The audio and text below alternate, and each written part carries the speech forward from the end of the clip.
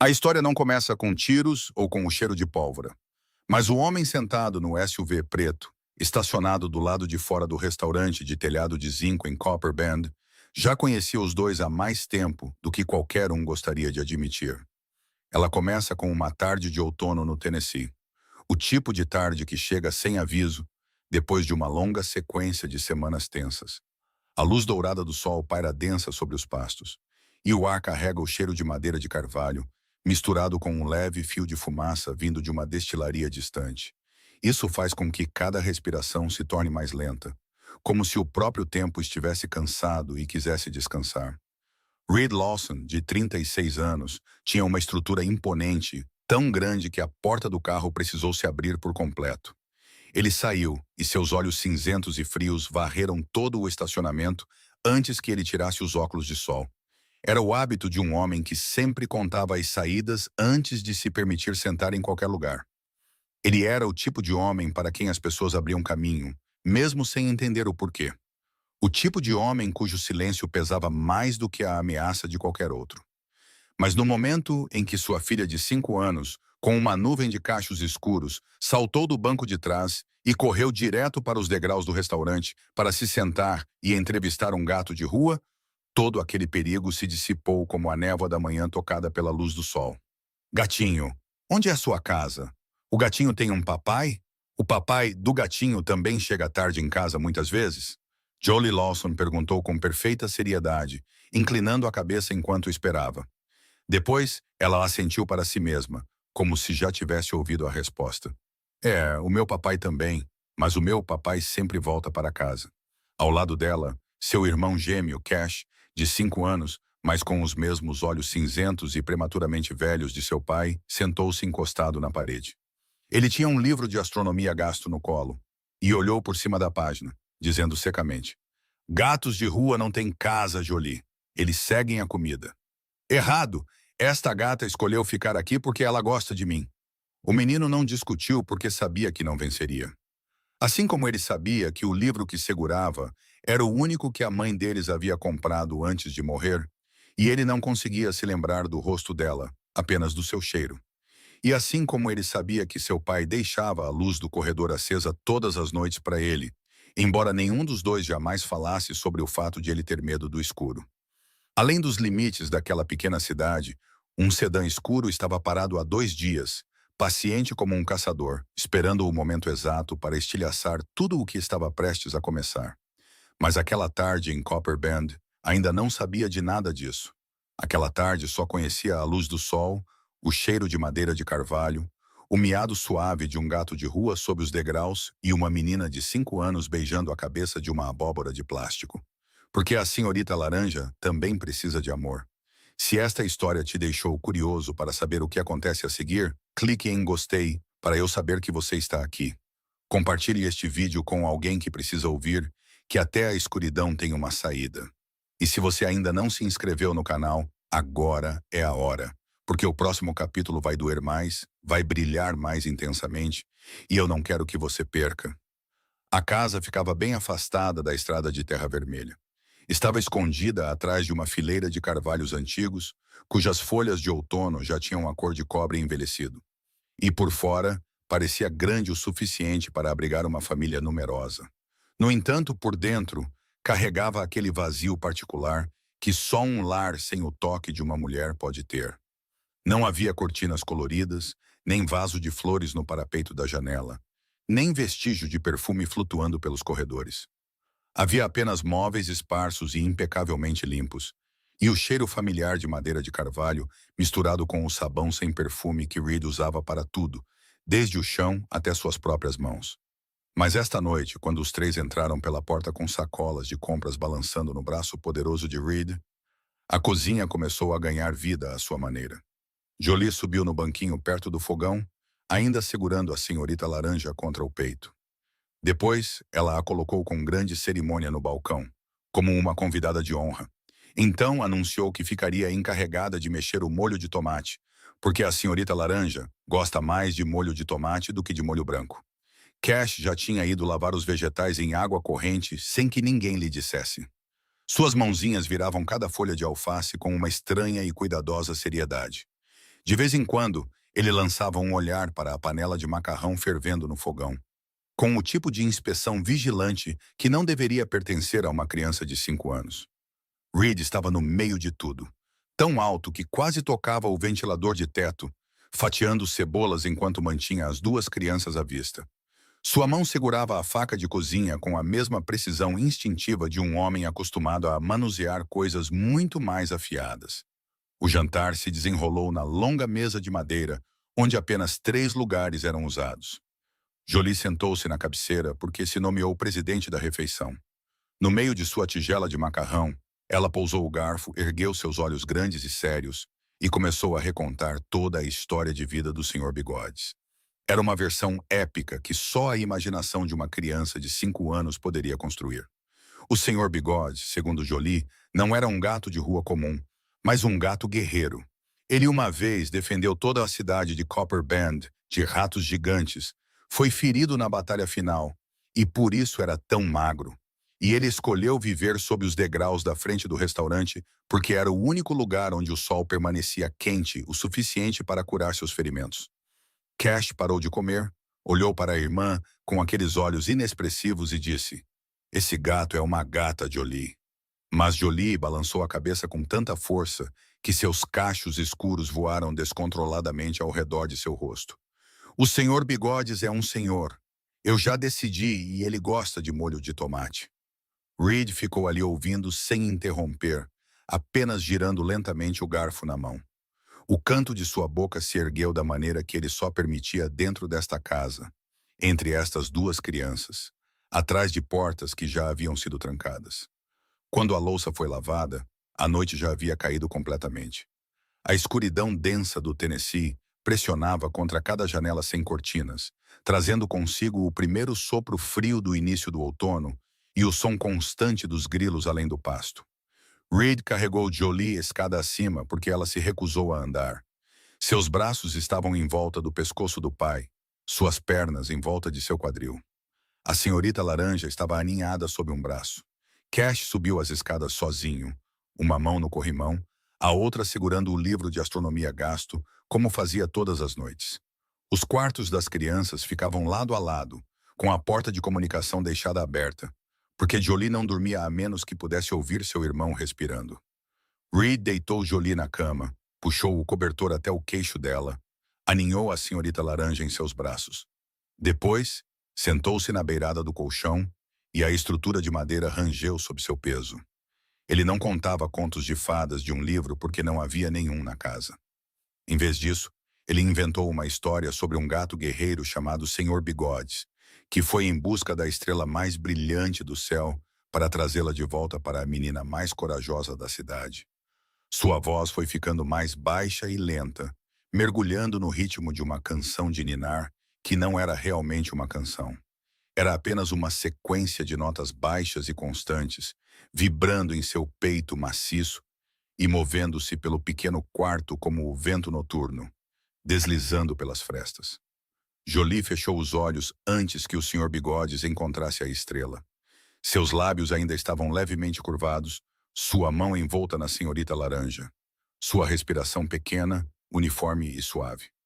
Reed ficou ali mais um minuto, olhando para o rosto de sua filha no brilho amarelo pálido da luz noturna.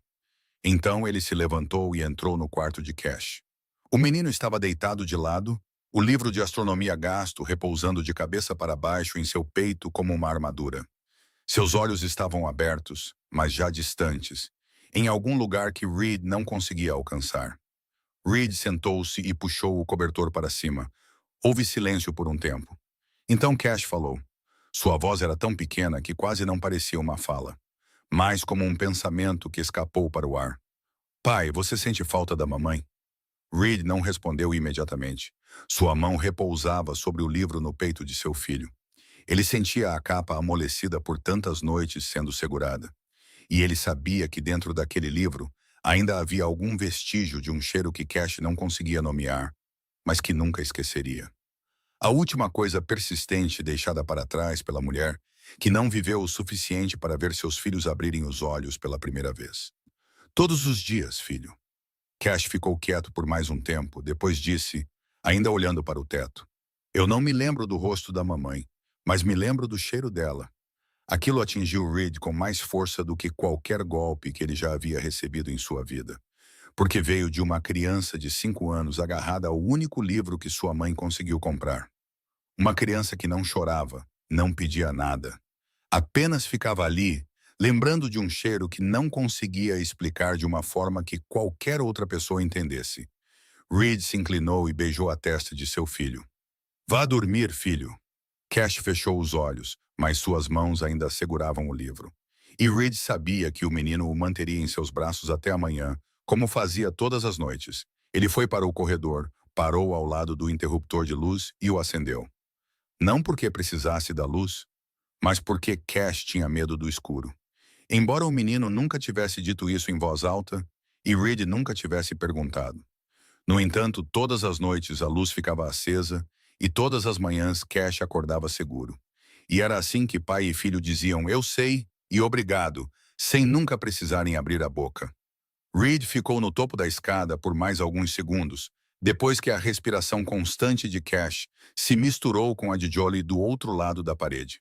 Dois ritmos ligeiramente fora de compasso, mas igualmente lentos, igualmente seguros. E ele contou cada respiração em silêncio, como fazia todas as noites, antes de se permitir ir embora. Então ele desceu as escadas sem acender as luzes. Seus passos eram pesados, mas quase silenciosos no velho tapete do corredor. O hábito de se mover na escuridão há muito tempo estava impregnado em seus ossos. Dos anos antes de ter filhos, quando não fazer barulho era a diferença entre viver e não viver. A sala de estar estava submersa em sombras, com apenas a fina luz da lua entrando pelas janelas nuas e lançando uma longa faixa prateada sobre a mesa de madeira.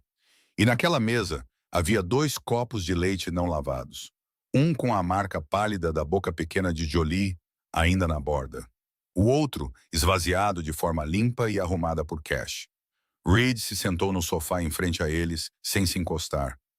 Seus antebraços estavam apoiados nos joelhos, seus olhos fixos nos 2 copos, como se fossem algo que precisasse de proteção. O telefone vibrou em seu bolso de trás. Ele não precisou olhar para a tela para saber quem estava ligando, porque Perry só ligava depois das 10 da noite quando algo estava errado. E com Perry, sempre havia algo errado. Reed atendeu sem dizer alô. Perry também não precisava de um. Sua voz resmungou pelo alto-falante como cascalho roçando em cascalho, relatando em fragmentos curtos que o armazém leste havia sido resolvido. A remessa havia sido movida. Os vestígios haviam sido limpos, mas havia um novo sinal agora. Um grupo de Nashville estava sondando a borda externa de seu território. As intenções ainda não estavam claras. Nenhum problema havia começado ainda. Mas a presença deles era uma pergunta que precisava de resposta antes que se tornasse um problema. Reed ouviu, depois ficou em silêncio por 3 respirações. E quando finalmente falou, sua voz era algo que as crianças lá em cima nunca tinham ouvido e nunca ouviriam. Uma voz plana como água congelada que nunca subia, nunca descia, cada palavra caindo exatamente onde deveria, com um peso calculado. E ele disse a Perry para enviar homens para vigiar o grupo de Nashville. Sem contato, sem provocação, apenas observar. E se eles cruzassem a fronteira na rodovia 40, não havia necessidade de ligar de volta. Resolva isso de acordo com as regras antigas. 4 frases, nenhuma palavra desperdiçada. Perry respondeu, entendido, e desligou. E a sala mergulhou de volta em um silêncio tão denso que era como se nenhuma ligação tivesse acontecido. Reed colocou o telefone na mesa ao lado dos 2 copos de leite. E a distância entre aquele telefone preto e elegante e os copos de plástico com estampas de ursinhos de pelúcia era a distância entre os 2 mundos em que ele vivia todos os dias. Ele olhou para sua mão direita à luz da lua. A mão que havia afagado o cabelo de Jolie menos de meia hora antes. A mão que havia puxado o cobertor de Cash para cima. A mão que havia cantado uma canção de ninar, descansando contra seu próprio peito e deixando a vibração se espalhar. E era também a mesma mão que acabara de ordenar que um império subterrâneo continuasse se movendo tão suavemente que a polícia de 2 condados não conseguia encontrar um único fio que levasse de volta a ele. Ele fechou aquela mão em um punho, depois a abriu, depois a fechou novamente, como se estivesse testando a quem pertencia. Do lado de fora da janela, o pasto se estendia até o horizonte negro, sem luzes, sem casas, apenas escuridão e grilos, e o vento carregando o cheiro de terra molhada após a chuva da tarde. Em algum lugar naquela escuridão ficava o armazém leste, a rede, os homens que o chamavam de chefe com vozes feitas de meio respeito e meio medo. O mundo que ele construiu desde os 23 anos, com uma crueldade metódica e inteligência fria. E diretamente acima de sua cabeça, a apenas um lance de escadas, estavam seus dois filhos dormindo. Um segurando uma abóbora de plástico, o outro agarrado ao livro que ainda cheirava como a mãe deles. Ambos acreditando que seu pai era o melhor homem do mundo. E Reed não sabia se isso era a verdade ou a maior mentira que ele contava todos os dias, simplesmente por continuar a existir entre esses dois mundos sem deixá-los se tocar. Ele ficou sentado ali por um longo tempo depois disso, no escuro, entre dois copos de leite e um telefone, e não sabia mais a que lado pertencia. A menos de 15 minutos de carro, mas tão distante quanto o outro mundo, em um apartamento-estúdio não maior que metade da sala de estar de Reed, Winter Hayes abriu os olhos às 4 da manhã, como fazia todos os dias, sem despertador. Seu corpo havia sido treinado pelo medo para acordar antes do amanhecer, para ouvir antes de olhar, para verificar antes de respirar. Ela ficou imóvel por alguns segundos, seus olhos verdes varrendo o teto manchado, onde marcas d'água se espalhavam como mapas sem nome. Seus ouvidos classificavam cada som do lado de fora. O gotejar constante dos canos dentro da parede. O vento noturno chacoalhando o telhado de zinco. O som do tráfego ou a ausência de tráfego, porque às vezes o silêncio era mais assustador que o barulho. Então ela se sentou, seus pés descalços tocando o chão frio, e caminhou até a porta. Verificou a fechadura uma vez com os olhos, uma segunda vez com a mão, girando a maçaneta para ter certeza de que o ferrolho ainda estava onde deveria. E só então ela se permitiu voltar para a cama.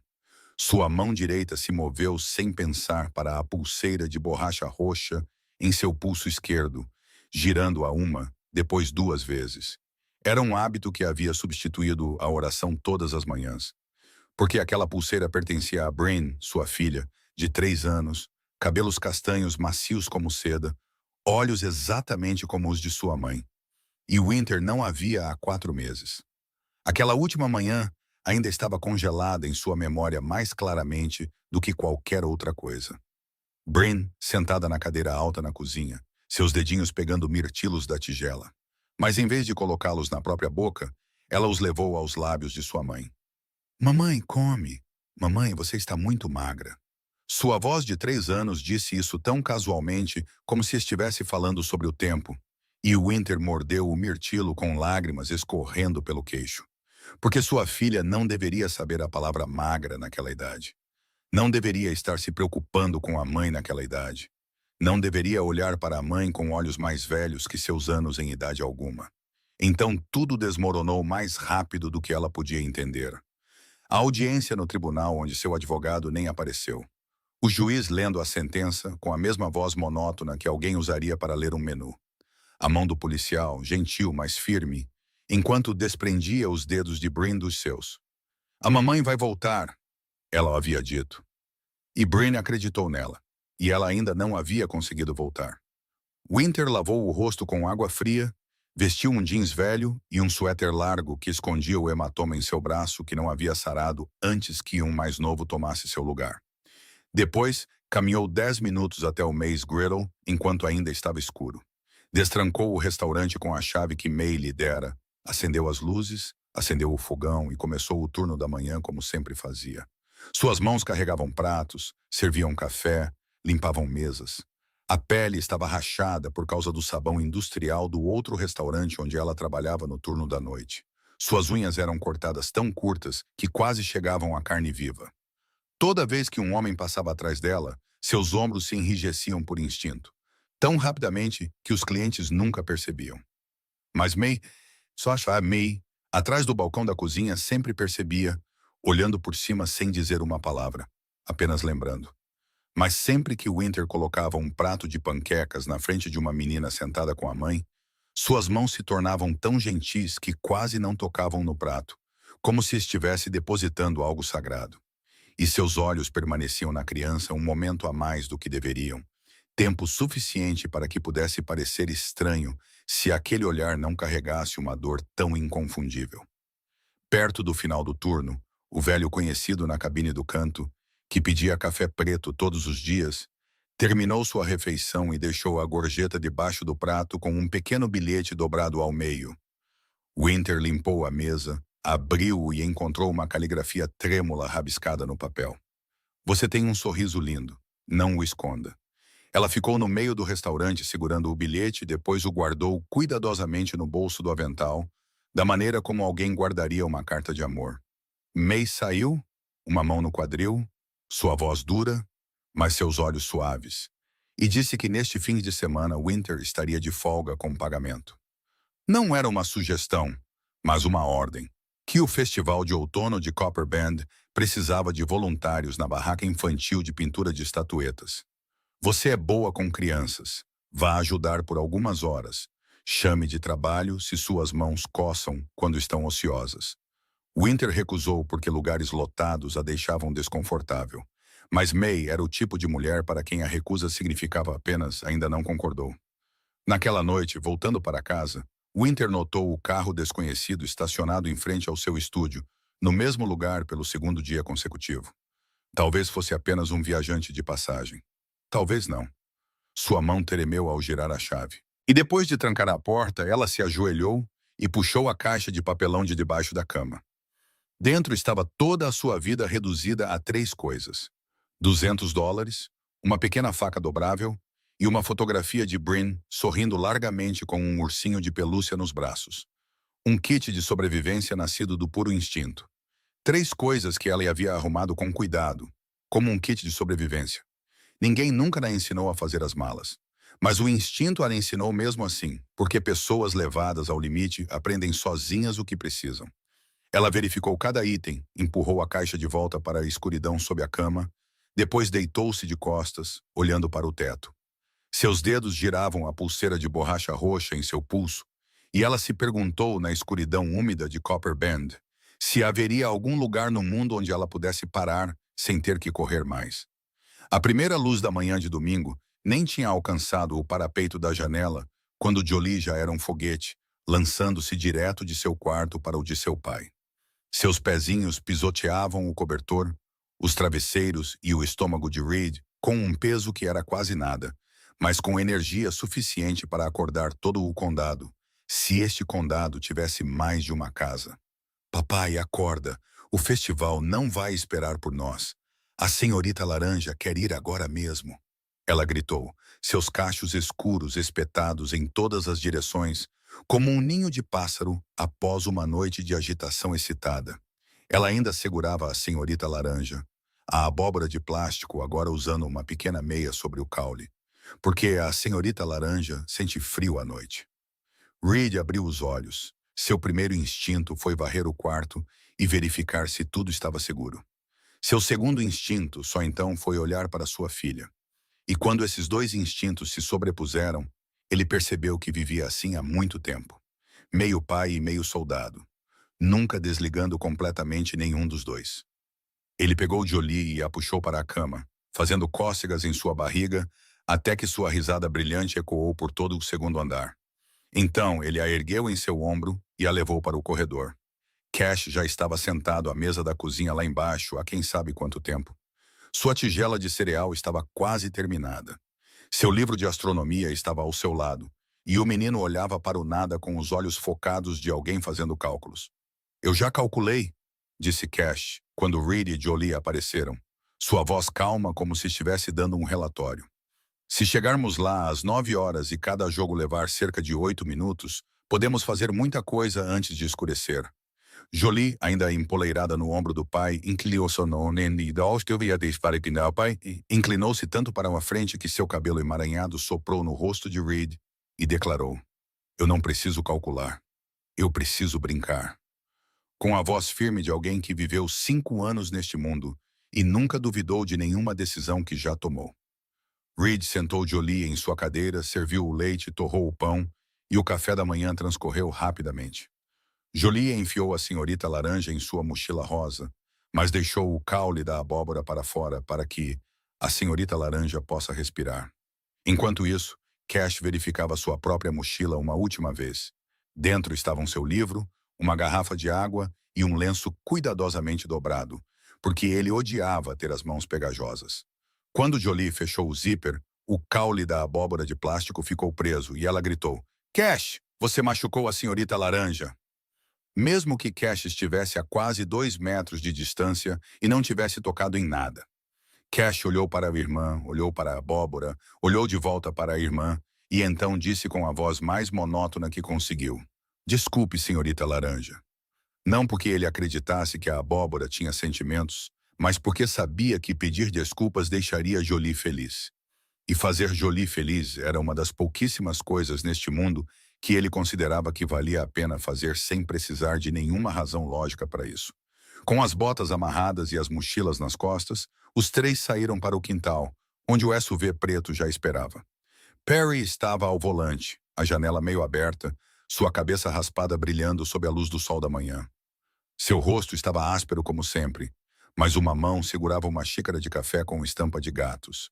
A xícara que Jolie lhe dera de aniversário no ano passado, e a única xícara que Perry usava desde então. As crianças subiram no banco de trás, Jolie colocando a senhorita laranja entre elas como um quarto passageiro. Cash afivelou seu próprio cinto de segurança e depois verificou o de Jolie antes que o pai sequer se virasse. Ray deslizou para o banco do passageiro da frente e deu um aceno de cabeça, e Perry ligou o motor. Eles nem tinham saído do portão quando o telefone de Perry vibrou. Ele o pegou com uma mão, ouviu por alguns segundos, e seu rosto mudou o suficiente para Reed notar. Porque Reed lia o rosto de Perry há 15 anos, da mesma forma que outros homens leem mapas. Perry inclinou-se ligeiramente em sua direção e falou em voz baixa. Chefe, Armazém Leste, o problema de ontem não acabou. Tate diz que o grupo de Nashville voltou perto da divisa da rodovia 40. Eles precisam de instruções. Reed olhou para a frente, depois olhou no espelho retrovisor e viu Jolie fingindo dar lanches para a senhorita laranja. Cash contava os carros que iam na outra direção, sua boca se movendo suavemente. 1, 2, 3. E naquele momento, entre o cheiro de bancos de couro e biscoitos de queijo vindo de trás, ele tomou uma decisão que em 15 anos desta vida nunca havia tomado antes. Hoje estou de folga. 3 palavras, cada uma espaçada. Sua voz não subiu nem desceu, mas a temperatura dentro do carro pareceu cair o suficiente para Perry entender que não era uma sugestão. Ele assentiu, guardou o telefone e não tocou mais no assunto. O SUV desceu a estrada rural com campos se estendendo de ambos os lados em direção ao pé de montanhas distantes. As folhas de bordo já haviam mudado de verde para dourado e depois para vermelho, criando manchas de cor nas encostas, como se alguém tivesse jogado tinta sobre elas. O ar carregava o cheiro de maçãs maduras dos pomares ao longo da estrada e o aroma úmido da terra após uma noite de orvalho. A luz do sol, espessa e dourada, entrava pelas janelas e criava quadrados de brilho que se moviam sobre o rosto de Jolie. Ela solenemente alimentava a senhorita laranja, um lanche após o outro, pressionando cada biscoito no rosto da abóbora e depois comendo-o ela mesma. Enquanto isso, Cash continuava contando carros, já em 17, e agora tentava decidir se um caminhão deveria contar como um veículo ou 2, já que estava puxando um reboque. Reed olhou no espelho, olhou para seus filhos dentro daquela colcha de retalhos de luz dourada. Jolie sorrindo para uma abóbora. Cash franzindo a testa com a matemática de um caminhão em reboque. E ele sorriu também, silenciosamente, um sorriso que só ele conhecia. O tipo de sorriso usado por um homem que acabara de escolher o mundo certo para pertencer, pelo menos por um dia.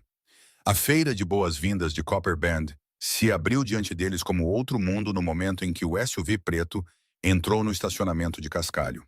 A música de violino derramava-se do palco de madeira montado no meio do campo. Fileiras de tendas de lona brilhante se estendiam por ambos os lados do caminho principal.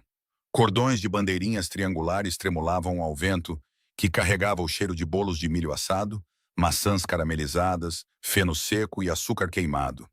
Enquanto isso, a risada de centenas de pessoas se misturava com a música em uma parede de som na qual Jolie mergulhou como um peixe voltando para a água e Reed se moveu como um homem andando contra a corrente.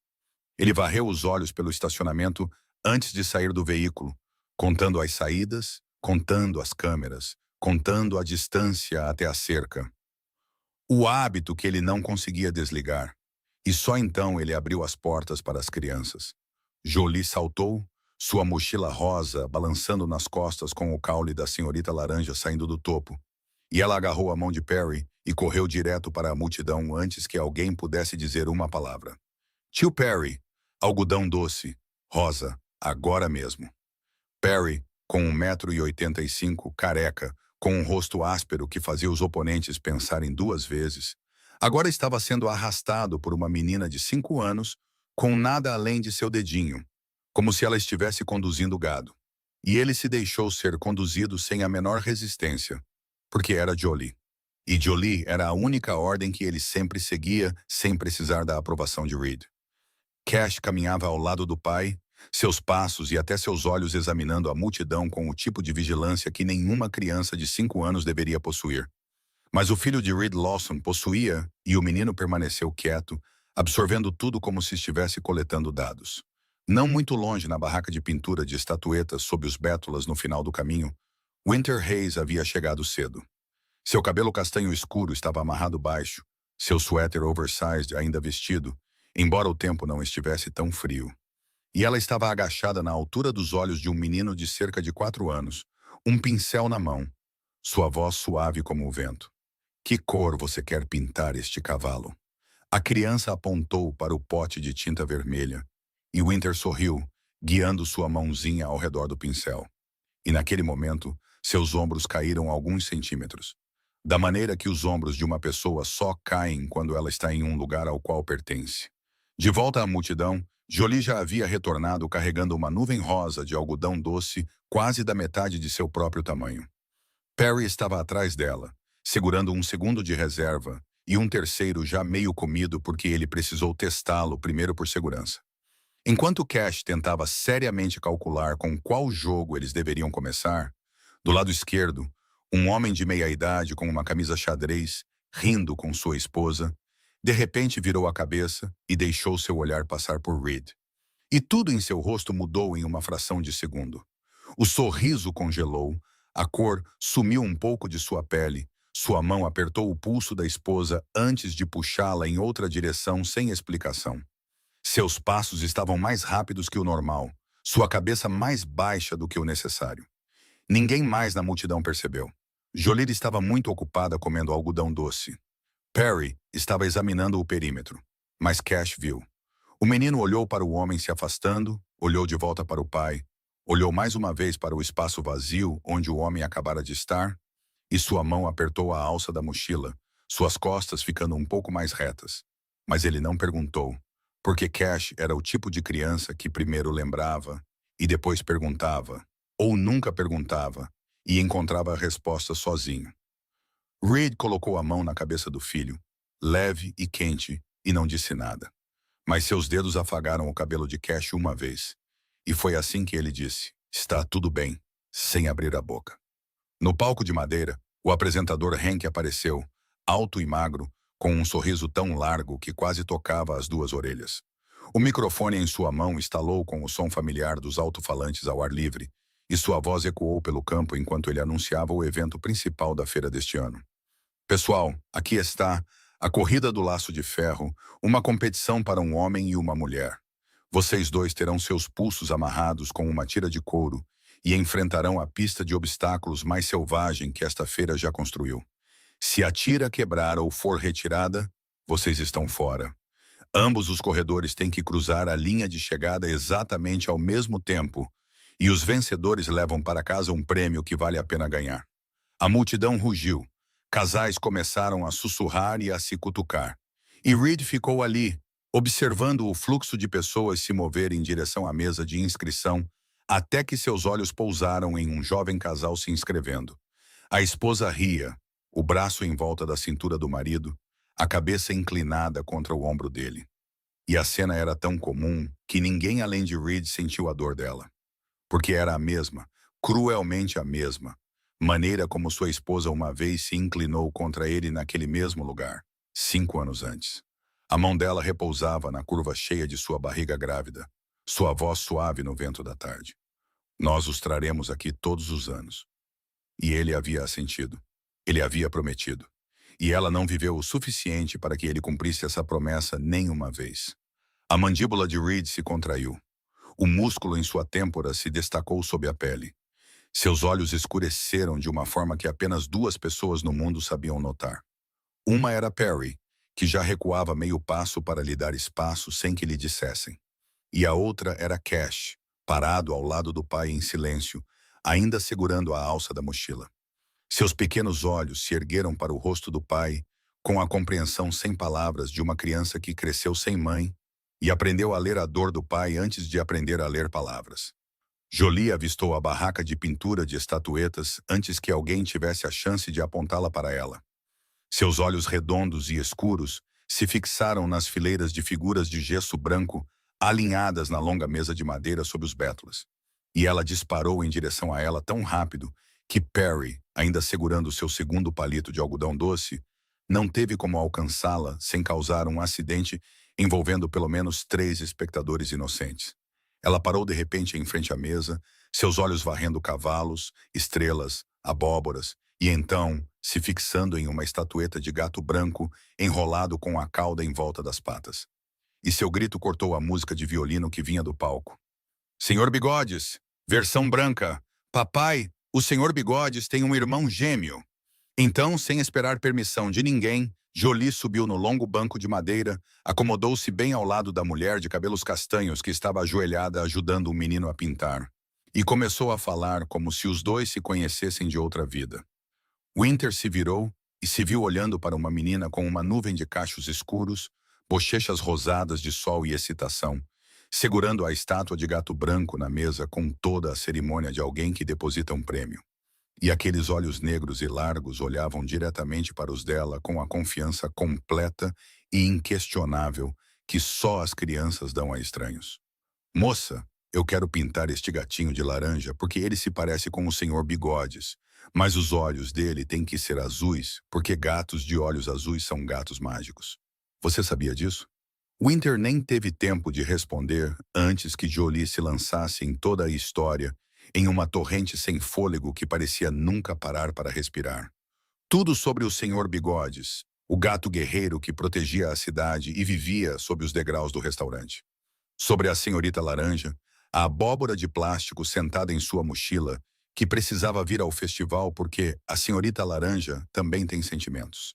Sobre como gatos de olhos azuis podiam falar com as pessoas se as pessoas fossem pacientes o suficiente para ouvir. E Winter ficou sentada ali com o pincel na mão, seus olhos verdes se arregalando um pouco mais a cada camada da história maravilhosa e impossível que a menina tecia ao redor deles. E então ela riu, o som subindo inesperadamente de algum lugar profundo em seu peito. Um lugar que ela pensava estar enterrado para sempre. Descontrolada, despreparada, a risada de alguém que havia esquecido que sabia rir até que o som escapou. E ela o ouviu como se pertencesse a uma estranha. Gatos mágicos. Eu nunca ouvi isso antes. Me conte mais. E Jolie contou mais, falando enquanto pintava, manchando de tinta laranja a estátua de gato branco com a confiança destemida de uma artista que não sabia que erros existiam. Sujou os dedos, a mesa, até a manga da camisa. Enquanto isso, Winter sentava-se ao lado dela, mostrando-lhe como segurar o pincel da maneira certa, mesmo sabendo perfeitamente que Jolie não se importava em segurar um pincel da maneira certa e só se importava que a versão branca do Senhor Bigodes tivesse enormes olhos azuis. Elas pintaram juntas com as cabeças inclinadas, e em um momento, quando Jolie se inclinou para pegar outro pincel, sua mão pequena roçou no pulso de Winter, bem onde a manga de seu suéter havia se deslocado, bem onde o hematoma por baixo ainda não havia sarado. E Jolie parou, seus olhos redondos caindo para a mancha roxa na pele pálida, antes de se erguerem novamente. Isso dói? A pergunta era simples, vinda da boca de uma criança de 5 anos. Mas cortou Winter mais fundo do que quase qualquer pergunta que já lhe fizeram. Porque Jolie perguntou com preocupação real. Não curiosidade, não julgamento. Apenas a pura preocupação de uma criança que viu que alguém estava machucado. Winter engoliu em seco, e a mentira que ela praticara tantas vezes veio automaticamente aos seus lábios. Estou bem. Eu só bati em uma porta, disse ela com uma voz tão normal que até ela quase acreditou.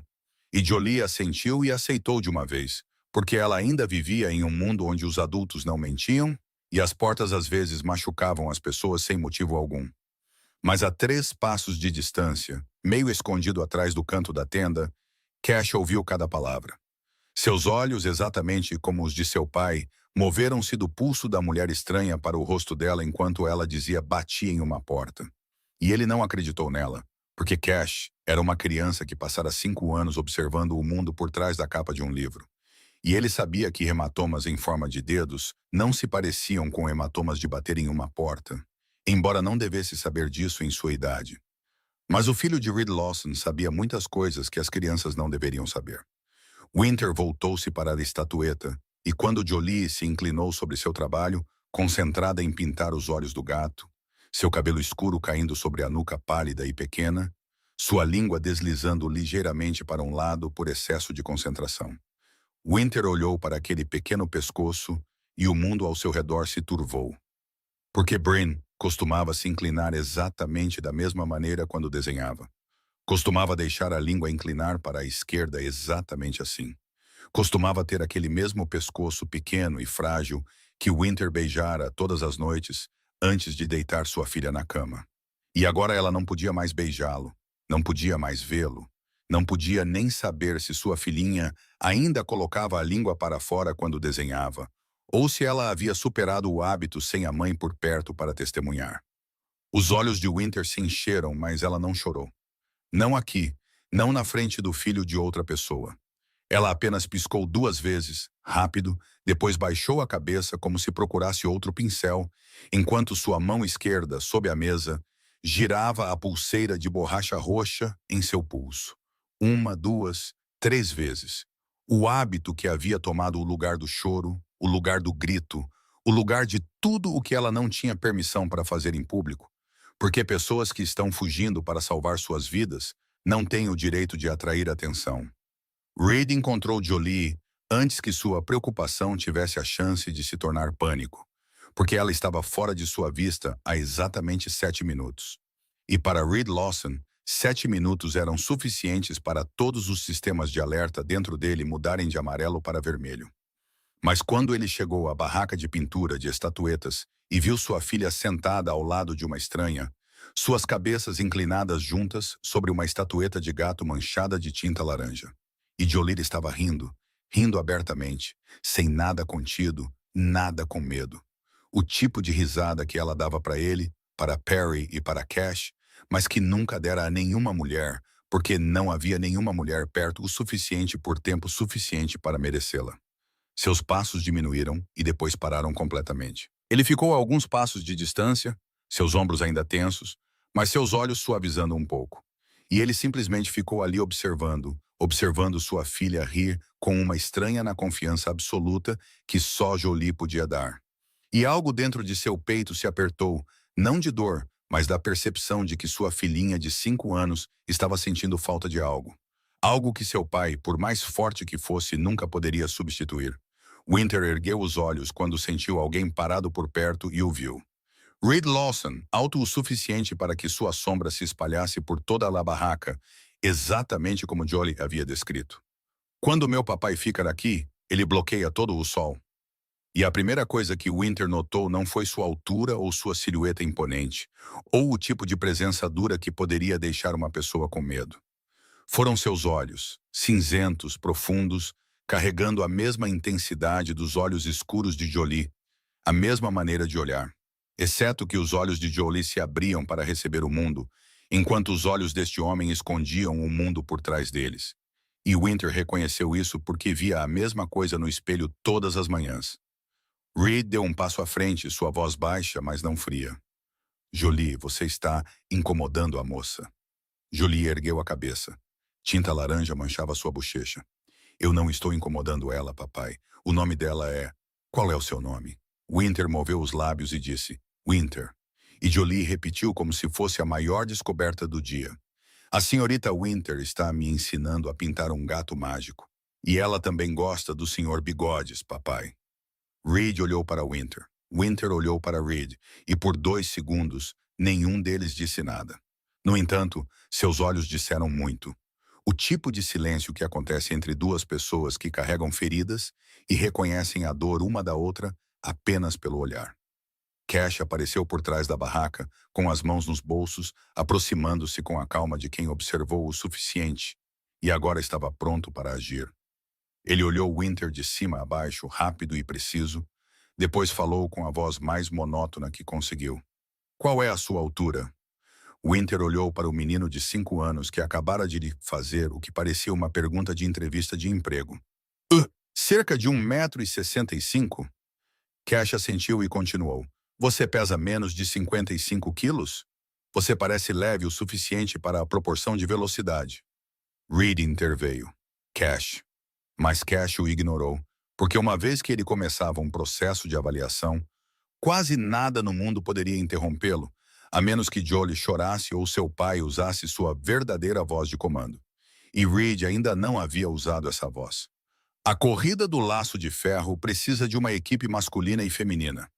Meu pai é forte, mas precisa de alguém que possa se coordenar com ele. Mais cedo, eu vi você amarrar o sapato de uma criança com a mão esquerda enquanto pintava com a direita. Boa coordenação motora. Você é uma boa parceira. Quando Cash terminou, ele olhou para Winter com a expressão de alguém esperando o resultado de uma entrevista. E Winter ficou ali, sem saber se ria ou se assustava, porque acabara de ter suas habilidades motoras avaliadas profissionalmente por uma criança de 5 anos. Então Jolie pousou o pincel, virou-se para ela e alcançou o lugar que Cash não conseguiu. Senhorita Winter, por favor, corra com o meu papai. Ele não tem ninguém para correr. Meu papai precisa de um amigo. Não, você é bonita. Não, você é legal. Apenas meu papai precisa de um amigo. A frase mais simples do mundo da boca de uma criança que acreditava que seu pai merecia ser amado. E essa frase atingiu Winter com mais força do que qualquer argumento poderia ter. Porque ela olhou nos olhos de Jolie, redondos e escuros e cheios de confiança completa. E ela viu Bryn, sua filha de 3 anos, que uma vez a olhou com aquela mesma expressão, a expressão que dizia, mamãe é a pessoa mais maravilhosa do mundo. Sem precisar de provas. E sob a mesa, a mão de Winter girou a pulseira de borracha roxa em seu pulso mais uma vez, e então parou. Eu faço isso. Sua voz era suave, mas clara. E ela olhou para Reed, não para as crianças. Mas se a tira machucar meu pulso, eu desisto. Um pequeno sorriso, fino, mas real, o primeiro sorriso que ela dera a um adulto em muitos meses. Reed olhou para ela e algo se moveu em seus olhos. Não muito. Apenas o suficiente para o cinza perder meio grau de sua frieza. Então ele respondeu com uma voz mais baixa e firme do que uma competição de festival de cidade pequena exigia. Ninguém vai te machucar, eu prometo. E essas palavras carregavam mais peso do que uma promessa sobre uma corrida. Carregavam de uma forma que ambos sentiram, mesmo que nenhum deles fosse corajoso o suficiente para nomeá-la. Eles caminharam até a mesa de inscrição e Reed escreveu os nomes de ambos, lado a lado no papel. Sua caligrafia era grande, reta e pesada. A dela, pequena, inclinada, com um leve tremor no final. 2 tipos diferentes de caligrafia, como 2 vidas diferentes repousando na mesma linha. Jolie pulou, suas mãos ainda pegajosas de tinta laranja, e gritou alto o suficiente para metade da feira ouvir. A equipe do papai já ganhou. Cash ficou ao lado dela, mãos nos bolsos, seu rosto inalterado, e disse simplesmente, eles ainda não correram, Jolie. Jolie virou-se para ele, seus olhos brilhando, tão certa que não havia espaço dentro dela para dúvidas. Eu já sei. A linha de partida havia sido marcada com giz branco na terra batida, com cercas de fardos de feno na altura da cintura de ambos os lados. A multidão se aglomerou, formando 2 paredes de pessoas barulhentas de excitação e antecipação. 12 equipes masculinas e femininas estavam ao longo da linha. Alguns eram maridos e esposas, alguns eram amigos. Alguns tinham acabado de se conhecer ali, todos rindo e provocando uns aos outros enquanto os organizadores passavam pela fila, amarrando tiras de couro em cada par de pulsos. Quando o oficial parou na frente de Reed e Winter, Ele pegou uma tira de couro grossa, da largura de 2 dedos, envolveu-a no pulso esquerdo de Reed e no direito de Winter, e então apertou o nó. O couro se ajustou, quente contra a pele. E naquele instante, Winter enrijeceu da cabeça aos pés. Não foi porque doeu. Foi por causa da sensação de estar amarrada, presa, apertada no pulso, no exato lugar onde outros dedos uma vez a agarraram. Noite após noite. Na casa que ela nunca teve permissão para deixar. Onde Wade Brenton segurou seu pulso com força suficiente para não quebrá-lo, mas o suficiente para machucá-lo, o suficiente para fazê-la entender que ela pertencia a ele. Não por amor, mas porque ele havia decidido. A respiração de Winter ficou superficial, seus olhos verdes se arregalaram, mas ela não estava vendo a pista de obstáculos. Ela estava vendo a antiga sala de estar, a mão de Wade, o cheiro de bourbon, o som de sua voz calma de uma forma que a tornava aterrorizante. Reed percebeu, não porque ela disse algo, mas porque ele sentiu através da tira. O pulso dela se contraiu em um recuo, e todo o seu braço enviou um pequeno tremor através da conexão que apenas a pessoa amarrada a ela podia sentir. E Reed conhecia aquele tremor porque o vira em muitas pessoas, sob muitas circunstâncias. O tremor de um corpo reagindo à memória antes que a mente tenha tempo de intervir. Ele não perguntou se ela estava bem, porque essa pergunta não significava nada. Em vez disso, ele silenciosamente estendeu a mão direita e afrouxou a tira em um entalhe, o suficiente para dar espaço ao pulso de Winter sem deixá-lo escapar. Então ele disse em voz baixa, no nível do rosto dela: "Você mantém o ritmo, eu mantenho a direção. Somos iguais." Essas últimas 3 palavras pairaram no ar entre eles. Somos iguais. E Winter as ouviu mais claramente do que o barulho das 1000 pessoas ao redor. Porque eram 3 palavras que ninguém lhe dissera em todos os 4 anos de casamento com Wade, onde ela sempre esteve abaixo, atrás, no lugar que ninguém via. Ela respirou fundo, relaxou o pulso e assentiu. A arma de partida disparou e o caos explodiu na pista como uma manada de cavalos se soltando. Todas as 12 equipes avançaram de uma vez e a coordenação, ou a falta dela, mostrou-se imediatamente. Um par tropeçou nos primeiros metros porque o homem, com 1,90 m, dava passadas 2 vezes maiores que as de sua parceira de 1,55 m. Os dois se puxavam para frente e para trás como um cabo de guerra, antes de desabarem em um monte, para a risada da multidão. Outra equipe entrou em pânico na primeira poça de lama e correu em direções opostas. A tira esticou até que eles bateram testa com testa e caíram. Em outra equipe, o marido tentou puxar a esposa por cima de uma cerca de madeira, enquanto ela se plantava e se recusava. Os dois lutavam como se estivessem discutindo com seus corpos em vez de palavras. E um árbitro teve que intervir antes que a tira de couro apertasse o suficiente para cortar a circulação de alguém. Reed puxou Winter para a frente em passos firmes, rápidos, mas nunca apressados. Era o jeito de um homem que estava acostumado a funcionar no caos sem perder o senso de direção. E Winter encontrou o ritmo mais rápido do que ele esperava. Sua passada era mais curta que a dele, mais rápida e concentrada, igualando seu ritmo em menos de 10 passos. O primeiro obstáculo apareceu. Um túnel de feno com cerca de 5 metros de comprimento, construído com fardos de feno empilhados em um tubo escuro e estreito.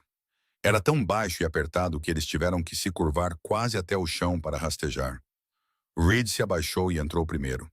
Mas sua constituição maciça era imponente demais, suas costas muito largas, e ele ficou preso quase imediatamente.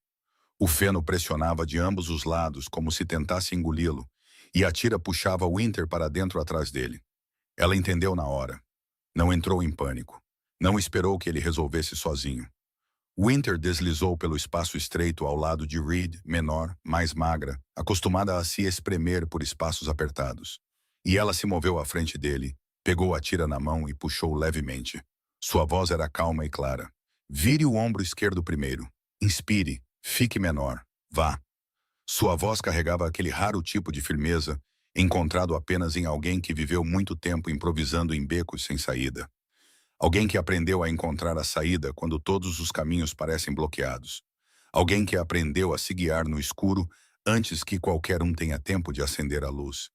E Reed ouviu, virou o ombro, inspirou, encolheu-se e passou. Foi a primeira vez em sua vida que ele deixou uma mulher liderar o caminho sem sentir que algo estava errado. Eles saíram do túnel de feno à frente de outras 3 equipes e correram direto para o segundo obstáculo. Um tronco pesado no pé de uma encosta, que os dois tinham que arrastar até o topo com uma corda compartilhada, enquanto seus pulsos ainda estavam amarrados. Reed agarrou a corda, os músculos se movendo sob sua camisa, e puxou a maior parte do peso com força bruta e primal. O tipo de força que não vem de uma academia, mas de 15 anos vivendo em um mundo onde a fraqueza pode custar uma vida. Mas Winter não ficou parada esperando que ele fizesse o trabalho. Ela deslizou para trás do tronco, apoiou o ombro contra ele e empurrou para cima por baixo, encontrando o melhor ângulo, ajustando centímetro por centímetro.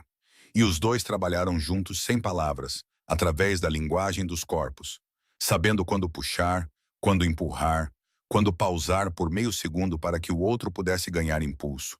Como se a tira de couro entre eles tivesse se tornado um nervo compartilhado, transmitindo sinais sem linguagem. O tronco rolou sobre o topo da encosta, ambos respirando com dificuldade, suor escorrendo. E Reed olhou para Winter, seus olhos mais brilhantes que o normal, e disse: "Você não é apenas leve, você é forte." Winter enxugou o suor com as costas da mão livre, respirando rápido, mas com seus olhos verdes ainda firmes, e respondeu: "Você se acostuma a sobreviver com dificuldade." E não foi uma vanglória. Foi a verdade mais crua que ela contou a um estranho. A verdade de que ela era forte, não porque quisesse ser, mas porque nunca lhe foi dada outra escolha. Eles pararam no trecho de terreno aberto entre o segundo e o terceiro obstáculo, apenas por alguns segundos para recuperar o fôlego. Mas esses poucos segundos se estenderam, como se o próprio tempo precisasse descansar. A pista atrás deles estava barulhenta com gritos e risadas das equipes que ainda lutavam para passar.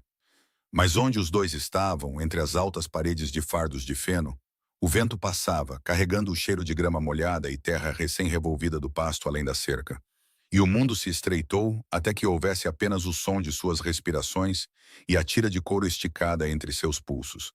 Winter olhou para baixo, olhou para a marca vermelha que a tira deixara em sua pele, depois para a marca vermelha na dele. 2 linhas paralelas feitas pela mesma tira de couro, o mesmo grau de dor, a mesma escolha de ficar. E ela disse suavemente, quase para si mesma, mas alto o suficiente para Reed ouvir: "Esta tira é mais resistente que uma aliança de casamento." Não era engraçado da maneira comum. Era engraçado da maneira que só alguém que já usou uma aliança de casamento e depois aprendeu que um anel não podia manter nada unido entenderia. E Reed entendeu tão completamente que a risada escapou antes que ele pudesse impedi-la. Não alta, não ressonante, apenas uma respiração quebrando no canto de sua boca com um leve tremor em seus ombros. O tipo de risada que o corpo faz antes que a mente dê permissão. E foi a primeira risada que Reed Lawson deu em toda esta história. A primeira risada que teria feito Perry esfregar os olhos 2 vezes se estivesse ali, só para ter certeza de que não vira errado.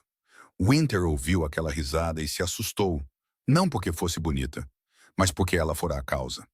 Ela, a mulher fugindo com nada além de alguns pertences desesperados e um coração cheio de segredos escondidos debaixo da cama, acabara de fazer um homem para quem toda a cidade abria caminho rir no meio de uma pista de obstáculos de terra e lama.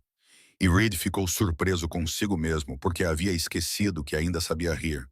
Esquecido desde a noite em que sua esposa foi deixada para trás no hospital, e ele saiu carregando 2 bebês recém-nascidos nos braços sem olhar para trás, porque ele temia que, se olhasse para trás, não conseguiria continuar andando. 3 segundos. A risada desapareceu, mas o traço que deixou para trás não. Permaneceu na leve curva ainda presente no canto da boca de Reed, no brilho fraco ainda vivo nos olhos de Winter, na tira entre eles que agora, de alguma forma, parecia mais macia, embora ninguém a tivesse afrouxado outro entalhe. Então a voz do apresentador Hank ecoou pelo alto-falante, chamando as equipes para continuarem se movendo. E os dois se viraram e correram novamente, seus passos mais sincronizados do que antes, a tira puxando com menos força do que antes, como se aqueles 3 segundos tivessem afinado seu ritmo para uma frequência que não existia até então. O terceiro obstáculo apareceu logo após a curva. Uma poça de lama com cerca de 3 metros de diâmetro, com profundidade até os tornozelos. A água turva misturada com argila formava uma superfície escorregadia que de longe parecia um pequeno pântano. E não havia como contorná-la, apenas por cima ou através. E passar por dentro significava perder tempo e impulso. Então, todas as equipes escolheram pular. Reed avaliou a distância em meio segundo, o instinto calculando mais rápido que o pensamento. Então ele apertou o pulso contra o de Winter através da tira para puxá-la para o salto com ele, mas seu aperto foi mais forte do que ele pretendia. Muito mais forte, porque o corpo de Reed fora programado para agarrar firme e puxar rápido ao longo de 15 anos, vivendo em um mundo onde a hesitação podia custar uma vida. E o pulso de Winter foi puxado para a frente com força suficiente para desequilibrá-la no meio do salto. E naquele momento, suspensa no ar, pés fora do chão, pulso preso com força, Winter não estava mais em Copper Bend. Ela estava na sala de estar da casa antiga. O chão de carvalho polido que Wade se orgulhava de encerar todos os dias. E a mão dele estava em volta do pulso dela, neste exato ponto, com esta exata força, arrastando-a pela sala em direção às escadas, porque ela ousara dizer que queria visitar a mãe. E a voz dele fora tão calma quanto um boletim meteorológico. Você não vai a lugar nenhum, Winter. Já discutimos isso, mas nunca houve discussão. Nenhuma vez. Apenas a mão dele em seu pulso e seu corpo seguindo, porque não seguir teria sido pior. Os olhos de Winter se arregalaram. Todo o seu corpo travou no ar. Não de dor, mas porque a memória roubara o presente no espaço de um batimento cardíaco. E a tira de couro entre seus pulsos puxou todo aquele choque congelado direto para Reed. Ele sentiu na hora, não com os olhos, mas através da tira. O pulso dela não recuou. Congelou. O tipo de congelamento que Reed vira em muitas pessoas, sob muitas circunstâncias. E ele soltou imediatamente, não gradualmente, mas instantaneamente. Seus dedos se abriram, a força desapareceu, a tira afrouxou. E eles aterrissaram do outro lado da poça de lama, fora de ritmo. Winter tropeçou, Reed recuperou o equilíbrio com uma postura ampla e plantada. E os dois ficaram ali por 2 segundos enquanto a corrida continuava ao redor deles. Winter respirava rápido, com respirações curtas e superficiais. Seus olhos verdes ainda presos em algum lugar entre o passado e o presente. E Reed não a tocou, não perguntou se ela estava bem, não a olhou com pena nos olhos. Ele apenas disse em uma voz baixa e uniforme. Eu segurei com muita força. Não era uma pergunta. Não era um pedido de desculpas cuidadoso envolto em desculpas. Era um reconhecimento direto. Eu errei. Eu sei. Eu vi. E a maneira como ele disse isso, sem explicar, sem se defender, sem perguntar por que ela reagiu daquela forma, foi algo que Winter nunca recebera de nenhum homem. Porque Wade nunca admitira nada. Nenhuma vez em 4 anos. Eles sempre tiveram uma razão. A culpa sempre fora dela. Sempre fora. Estou apenas tentando fazer o que é melhor para você. Winter engoliu em seco, sua respiração desacelerando um batimento de cada vez, seus olhos gradualmente retornando ao presente, a pista, a tira de couro entre seus pulsos, agora um pouco frouxa, porque Reed não a apertou novamente. E ela deu um breve aceno de cabeça. Continue. Sua voz ainda tremia, mas seus pés já estavam se movendo. O quarto obstáculo era uma parede de madeira tão alta quanto o peito de Reed, o que significava que se erguia acima da cabeça de Winter. Era construída com tábuas rústicas com algumas travessas para apoio das mãos, mas nenhuma larga o suficiente para um pé adulto. Reed parou, avaliou, depois se ajoelhou, formando um degrau com as 2 mãos em concha, e olhou para Winter com um aceno que dizia: Suba. Ela colocou o pé nas mãos dele, e ele a ergueu, gentil, mas firme. Seus braços não tremeram, embora ela fosse um peso real nas mesmas mãos que ele acabara de afrouxar por medo de machucá-la. E Winter estendeu a mão, agarrou a borda superior da parede, puxou-se para cima, encontrou a travessa com o pé e passou todo o corpo por cima. Então, deitou-se de bruços no topo, olhou para Reed abaixo dela e estendeu a mão. Ele olhou para aquela mão, pequena, esguia, o hematoma aparecendo sob a manga que subira sem que nenhum dos dois percebesse. E ele a pegou, deixando-a puxá-lo para cima. Não porque precisasse da força dela para fazer isso, mas porque entendeu que ela precisava puxar. Precisava, pela primeira vez na vida, puxar um homem para cima em vez de ser arrastada para baixo. E quando Reed passou por cima da parede com a força de ambos juntos, a mão de Winter não tremia mais. A reta final se abriu à frente deles, plana e clara, sem nenhum obstáculo, apenas terra batida e a linha de chegada de giz branco a cerca de 110 metros de distância. Uma fita vermelha esticada através dela brilhava ao sol da tarde, enquanto a multidão de ambos os lados se aproximava, formando um corredor de vozes gritando que rolavam como ondas. Reed e Winter avançaram, seus passos mais sincronizados do que em qualquer outro ponto da corrida. Não porque tivessem treinado para isso, mas porque os 4 obstáculos atrás deles já haviam ensinado a seus corpos a linguagem um do outro. Sua passada longa encurtou meio tempo, sua passada mais curta acelerou meio tempo. E a tira de couro entre seus pulsos puxava uniformemente, sem solavancos, sem afrouxar, tremendo levemente com o ritmo de sua corrida, como uma corda vibrando com uma única nota. Mas atrás deles, uma equipe mais jovem, 2 atletas de CrossFit, homem alto, mulher alta, músculos bem definidos sob suas camisas sem mangas, estava logo atrás. A distância diminuía a cada metro, suas passadas mais longas, mais jovens e intocadas pelo peso da memória ou dos hematomas, ou de 5 anos sem risadas. Reed sentiu a pressão atrás dele, sem precisar olhar para trás. O instinto de um homem que sempre sabia quando alguém estava se aproximando. E ele acelerou, os músculos de suas coxas surgindo sob o jeans, puxando Winter para um ritmo mais rápido. E ela o acompanhou sem hesitação, seus pés menores batendo na terra em batidas rápidas e fortes, a tira esticada, mas intacta. Os dois correndo como um único corpo. Das arquibancadas atrás da cerca de feno, a voz de Cash cortou todo o barulho, clara e nítida, não gritando, apenas elevada o suficiente para ser ouvida naquele tom plano e firme que pertencia apenas a ele. Você está quase lá, pai. E bem ao lado dele, Jolie estava no corrimão de madeira da cerca, uma mão segurando Perry, a outra erguendo a senhorita laranja bem alto acima da cabeça como uma tocha. Papai, a senhorita laranja está torcendo por você. Corre, corre, corre. E a abóbora de plástico com a pequena meia no caule balançava em sua mão, sob a luz dourada do sol, como o objeto mais sagrado de toda a feira. Winter ouviu a voz de Jolie através de sua respiração ofegante, ouviu a torcida da senhorita laranja, e ela riu, incapaz de parar. O som escapou entre 2 respirações ofegantes, breve, leve, mas aquela risada abriu seus pulmões um pouco mais. Deu-lhe meio fôlego a mais. E aquele meio fôlego deu-lhe mais uma passada, e essa passada foi a final. Reed e Winter precisaram cruzar a linha de chegada à frente da equipe de CrossFit por menos do comprimento de um braço. A fita vermelha atingiu o peito de Reed e se partiu, voando para o alto ao vento, e o rugido da multidão explodiu como uma onda se quebrando. Mas os dois não ouviram, ou ouviram sem absorver, porque estavam parando, respirando com dificuldade, suor escorrendo, poeira grudada em seus jeans e braços, e suas mãos ainda estavam amarradas. Reed virou-se para olhar para Winter.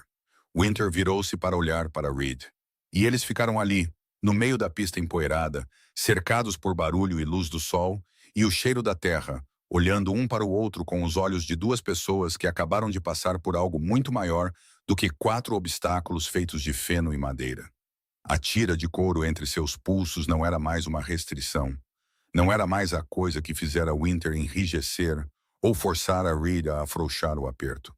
Tornara-se uma prova, a única prova, e do tipo que não podia ser negada.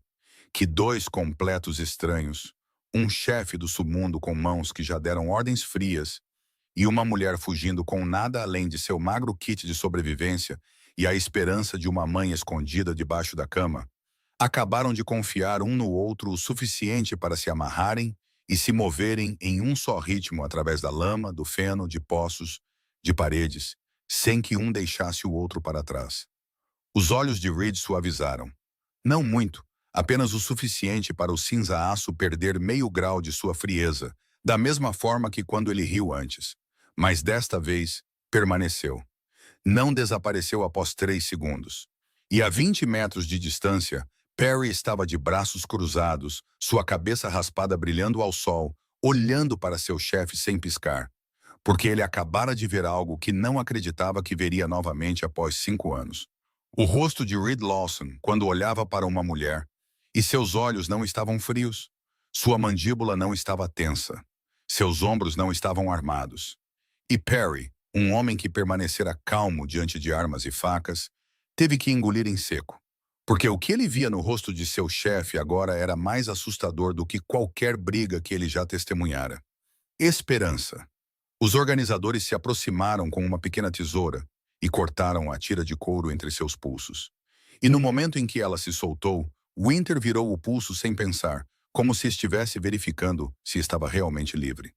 O instinto de alguém que foi segurada por muito tempo e cujo primeiro ato, sempre que era solta, era confirmar que a libertação era real.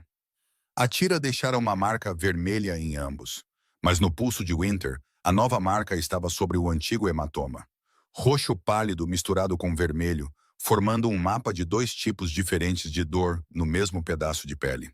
E quando a manga de seu suéter subiu por causa do suor e do movimento, tudo ficou visível sob o sol da tarde, claro demais para ser explicado como bater em uma porta. Reed viu. Seus olhos pararam no pulso dela por exatamente meio segundo. Não mais, mas o suficiente para toda a suavidade que acabara de aparecer em seu rosto quando cruzaram a linha de chegada desaparecer, substituída por algo mais sombrio, mais profundo. Sua mandíbula se contraiu até que o músculo em sua têmpora se destacou sob a pele. E não era a contração da dor, mas da raiva. O tipo de raiva que Reed Lawson não explodia em gritos, mas comprimia em silêncio. E seu silêncio era mais perigoso do que qualquer voz elevada.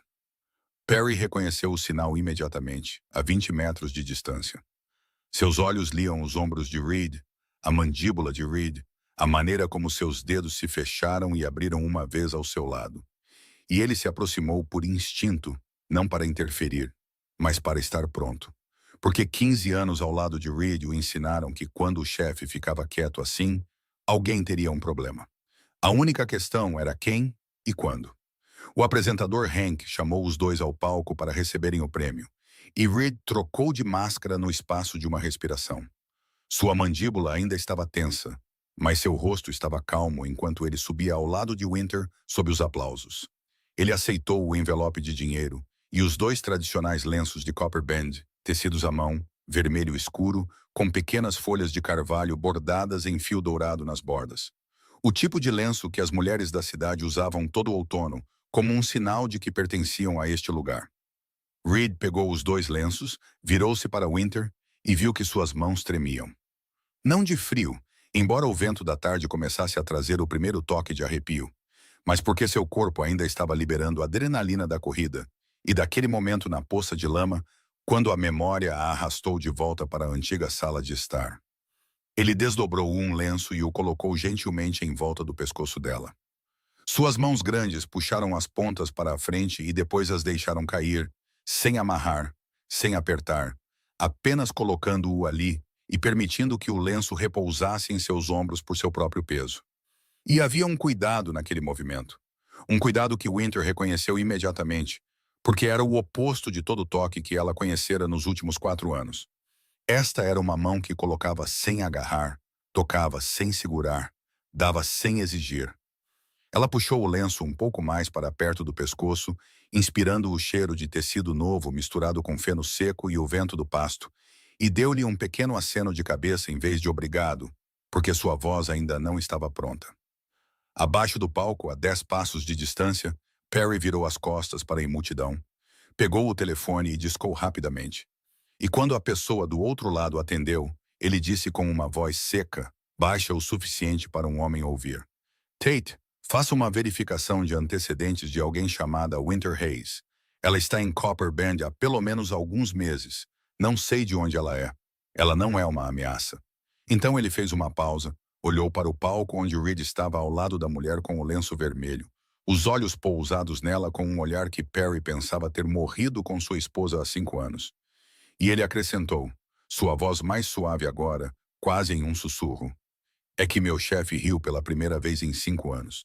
Eu preciso saber quem ela é. Jolie pegou a mão de Winter e a puxou para longe no momento em que desceram do palco. Senhorita Winter, maçãs caramelizadas. Eu conheço o melhor lugar. O tio Perry me comprou uma mais cedo, mas eu não comi porque estava esperando por você. E a menina puxou a mulher, que era 3 vezes maior que ela, pela multidão com a confiança de quem era dona de toda a feira. Sua mão pequena segurava firmemente a maior, a senhorita laranja, balançando dentro da mochila. E Winter se deixou ser conduzida, porque pela primeira vez em muito tempo, ela não precisava saber para onde estava indo. Ela só precisava saber que a mão que a conduzia era segura. Cash não seguiu a irmã. Ele ficou ao lado do pai, ambas as mãos nos bolsos, parado, reto, mas pequeno no meio da multidão barulhenta do festival. Seus olhos seguiram Winter e Jolie, enquanto elas se moviam em direção à barraca de maçãs caramelizadas, até que as duas desapareceram atrás de uma tenda de lona.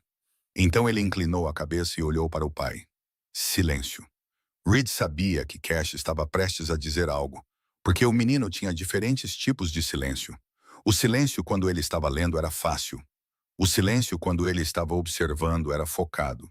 E o silêncio antes de ele dizer algo importante era pesado. O tipo de silêncio que estava entre eles agora. Pai.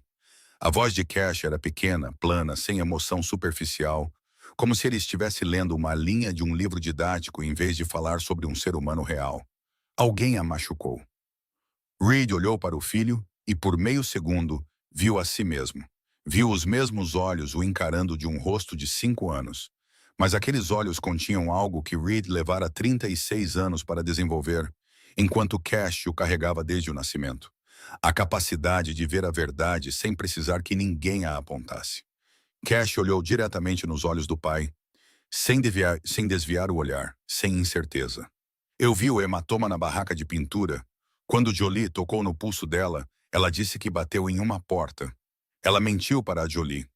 Ele fez uma pausa de 1 segundo, depois acrescentou, sua voz ainda plana, embora seus olhos não estivessem. Mas eu não minto para você. Aquilo atingiu Reed, não pelo que ele disse, mas pela maneira como Cash disse, com a lealdade completa de uma criança de 5 anos que via dizer a verdade ao pai como uma regra de vida, não uma escolha. E Reed entendeu que seu filho acabara de lhe entregar uma responsabilidade ao lhe entregar a verdade. Ele se ajoelhou, o joelho tocando o chão empoeirado da feira, para que seus olhos ficassem no nível dos de Cash. Era como ele sempre se ajoelhava quando falava seriamente com seus filhos, porque acreditava que ninguém deveria ser olhado de cima quando dizia algo importante, mesmo que essa pessoa tivesse apenas 5 anos. Você viu certo, disse Reed em voz baixa, sem oferecer mais explicações. Não mentindo que o hematoma viera de um acidente, não protegendo seu filho da verdade, porque Cash não era o tipo de criança que precisava ser protegida da verdade. Ele era do tipo que precisava ouvir que seus olhos não o haviam traído. Cash deu um pequeno aceno de cabeça, depois perguntou. Sua voz ainda calma, embora a pergunta não fosse nada calma. O que você vai fazer? Reed se levantou lentamente e olhou em direção à barraca de maçãs caramelizadas, onde Winter se inclinava para o nível dos olhos de Jolie. Seu cabelo castanho escuro caía sobre o ombro, a luz dourada do final da tarde incidindo sobre ele e criando uma fina borda brilhante ao seu redor. E ela sorria para sua filha com o tipo de sorriso que ele começava a entender que era raro e frágil como vidro. O tipo de coisa que alguém tentara, muitas vezes, estilhaçar e, de alguma forma, não conseguira. Eu não vou adicionar mais dor à dor dela. Ele disse isso com os olhos ainda em Winter. E não era uma grande promessa. Não era a declaração de proteção de um cavaleiro. Apenas uma linha que ele traçou para si mesmo. Um limite estabelecido por um homem que vivia entre a escuridão e a luz, para que soubesse de que lado estava. Cash assentiu uma vez, firmemente, e essa resposta foi suficiente. Ele não precisava que seu pai prometesse protegê-la. Ele não precisava que seu pai declarasse que encontraria o homem que causou os hematomas e lidaria com ele da maneira que seu pai sabia lidar com homens assim. Ele só precisava saber que seu pai era um homem que não adicionaria dor a uma dor que já existia. E essa resposta lhe disse exatamente isso. A multidão começou a se dirigir para o amplo gramado para esperar os fogos de artifício. O barulho se moveu com ela, e Reed colocou a mão levemente no cotovelo de Winter, não agarrando, apenas tocando o suficiente para que ela soubesse que ele queria que ela fosse com ele. Então ele a conduziu para trás da fileira de tendas de suprimentos, onde fardos de feno empilhados mais altos que suas cabeças formavam paredes douradas, ricas com o cheiro de grama seca. A luz das lâmpadas redondas penduradas na frente passava pelas costuras do tecido da tenda e lançava finas faixas amarelas no chão. E aqui atrás não havia ninguém, nem risadas, nem música de violino. Apenas o vento da noite movendo-se pelo feno e carregando o cheiro de pasto úmido e o som dos grilos começando a cantar enquanto a luz do sol se desvanecia.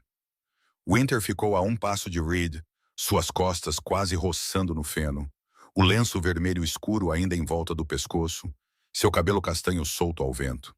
E ela olhou para o espaço aberto atrás das tendas, onde o pasto se estendia até o horizonte, mudando de dourado para violeta. Então ela falou, sua voz mais baixa que o próprio vento, mas cada palavra clara, porque o silêncio aqui era profundo o suficiente para ouvir até a respiração. Faz muito tempo que eu não corro em direção a algo. Eu só tenho fugido. Não era uma queixa. Não era um apelo por piedade, era a verdade. Dita em voz alta pela primeira vez na frente de um homem que ela conhecia há menos de uma tarde. E Winter não sabia por que disse isso. Talvez porque a corrida tivesse desgastado suas defesas. Talvez porque a tira de couro a ensinara que este homem sabia como afrouxar o aperto quando precisava. Talvez porque Cash a olhara com olhos que entendiam sem julgar. E ela se pegou imaginando quem ensinara isso a um menino, se não o homem parado à sua frente agora. Reed ouviu aquelas palavras e não respondeu com palavras próprias. Porque há coisas que qualquer resposta falada apenas tornaria menores do que o silêncio. E ele vivera o suficiente em um mundo onde as palavras eram baratas para saber que, às vezes, a ação é a única linguagem que vale a pena confiar.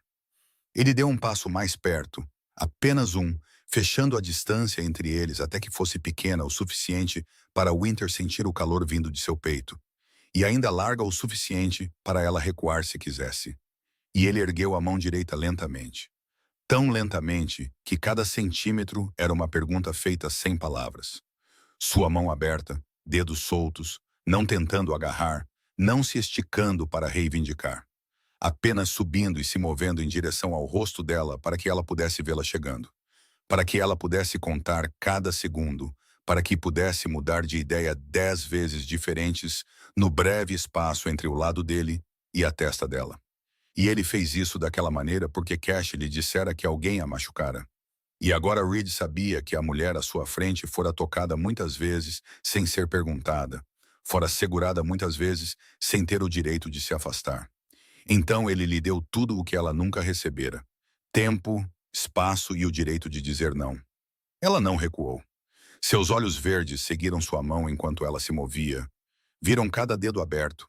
Viram a lentidão deliberada. Viram em cada centímetro de distância sendo percorrido uma promessa de que esta mão pararia se ela sequer piscasse no momento errado. E ela não recuou, não porque fosse corajosa, mas porque, pela primeira vez, seu corpo não a estava ordenando a correr. Os dedos de Reed tocaram seu cabelo primeiro, levemente, afastando a mecha castanha solta. Então sua mão pousou em sua têmpora, quente contra sua pele fria.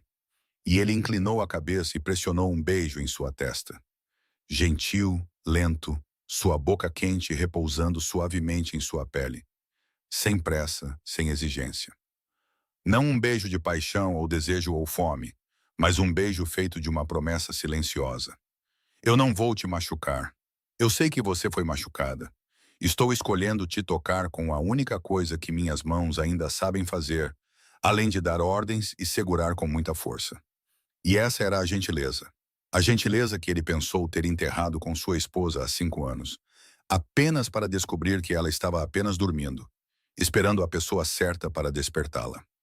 Winter fechou os olhos e uma lágrima escapou de seus cílios e desceu por sua bochecha. Não de tristeza, não de dor, mas porque ela tinha 27 anos. Esta era a primeira vez em 4 anos que alguém a tocava e ela não queria recuar, não queria desaparecer, não queria se fazer menor para que ninguém a notasse. E aquela única lágrima carregava o peso de todas as outras vezes em que ela fora tocada e nunca teve permissão para chorar. Eles mal haviam saído de trás das tendas quando Jolie apareceu como uma pequena bala atravessando a multidão. Suas mãos estavam pegajosas com calda de maçã caramelizada, sua boca ainda mastigando, seus olhos brilhando. E ela agarrou a mão de Winter com a mão mais pegajosa possível. Senhorita Winter, os fogos de artifício estão prestes a começar. Temos que ir para o gramado e pegar o melhor lugar. Rápido, ou todo mundo vai pegar. E aquela mãozinha segurou firme, realmente firme, com toda a força de 5 dedinhos pegajosos de açúcar. E Winter ficou imóvel, não por medo, mas porque aquela mão era pequena demais, quente demais, apertada demais, confiante demais, familiar demais. Tão familiar que Winter teve que morder o lábio para não fazer um som. Porque Bryn costumava segurar sua mão exatamente assim, com exatamente este aperto, com aquela mesma certeza completa de que a mamãe a seguiria para onde quer que ela a levasse. E a última vez que Bryn segurou sua mão foi no tribunal, quando aqueles dedinhos foram arrancados um por uma mão adulta. Winter não fora forte o suficiente para lutar. A visão de Winter ficou turva, mas ela não chorou. Ela fechou a mão em volta da de Jolie, apertou levemente e deixou a menina puxá-la pela multidão em direção ao amplo gramado atrás do palco, onde centenas de pessoas já haviam estendido cobertores e se acomodado para esperar. Cash caminhava bem ao lado deles, e ele não olhou para cima, não disse uma palavra. Ele simplesmente tirou um lenço de papel cuidadosamente dobrado do bolso, o lenço que ele sempre carregava porque odiava mãos pegajosas, e o estendeu para Winter com a mão esquerda, mantendo os olhos fixos à frente. Não porque não quisesse olhar, mas porque entendia que às vezes as pessoas choravam e não queriam ser vistas. E Cash entendia isso porque ele chorava da mesma forma, no escuro, segurando o livro que ainda cheirava como sua mãe. E seu pai também nunca olhava. Ele apenas deixava a luz acesa. Winter pegou o lenço e enxugou rapidamente os olhos. E os 4 encontraram um pedaço de grama livre perto da borda do campo, longe o suficiente da parte mais densa da multidão para não serem empurrados, perto o suficiente do palco para que o céu pudesse ser visto claramente. Jolie sentou-se primeiro, depois se esticou e deitou a cabeça no colo de Winter, tão naturalmente como se o colo de Winter fosse um travesseiro que ela usara a vida toda. Seus braços envolveram a senhorita laranja, que repousava em sua barriga, seus olhos erguidos para o céu, que mudava de violeta para preto. Senhorita Winter, quando os fogos de artifício vêm... A senhorita laranja nunca viu fogos de artifício antes. Winter olhou para a massa de cachos escuros em seu colo e sua mão se moveu sem pensar para acariciar o cabelo de Jolie. Gentilmente, lentamente, da maneira que os dedos se lembram antes que a mente possa pensar.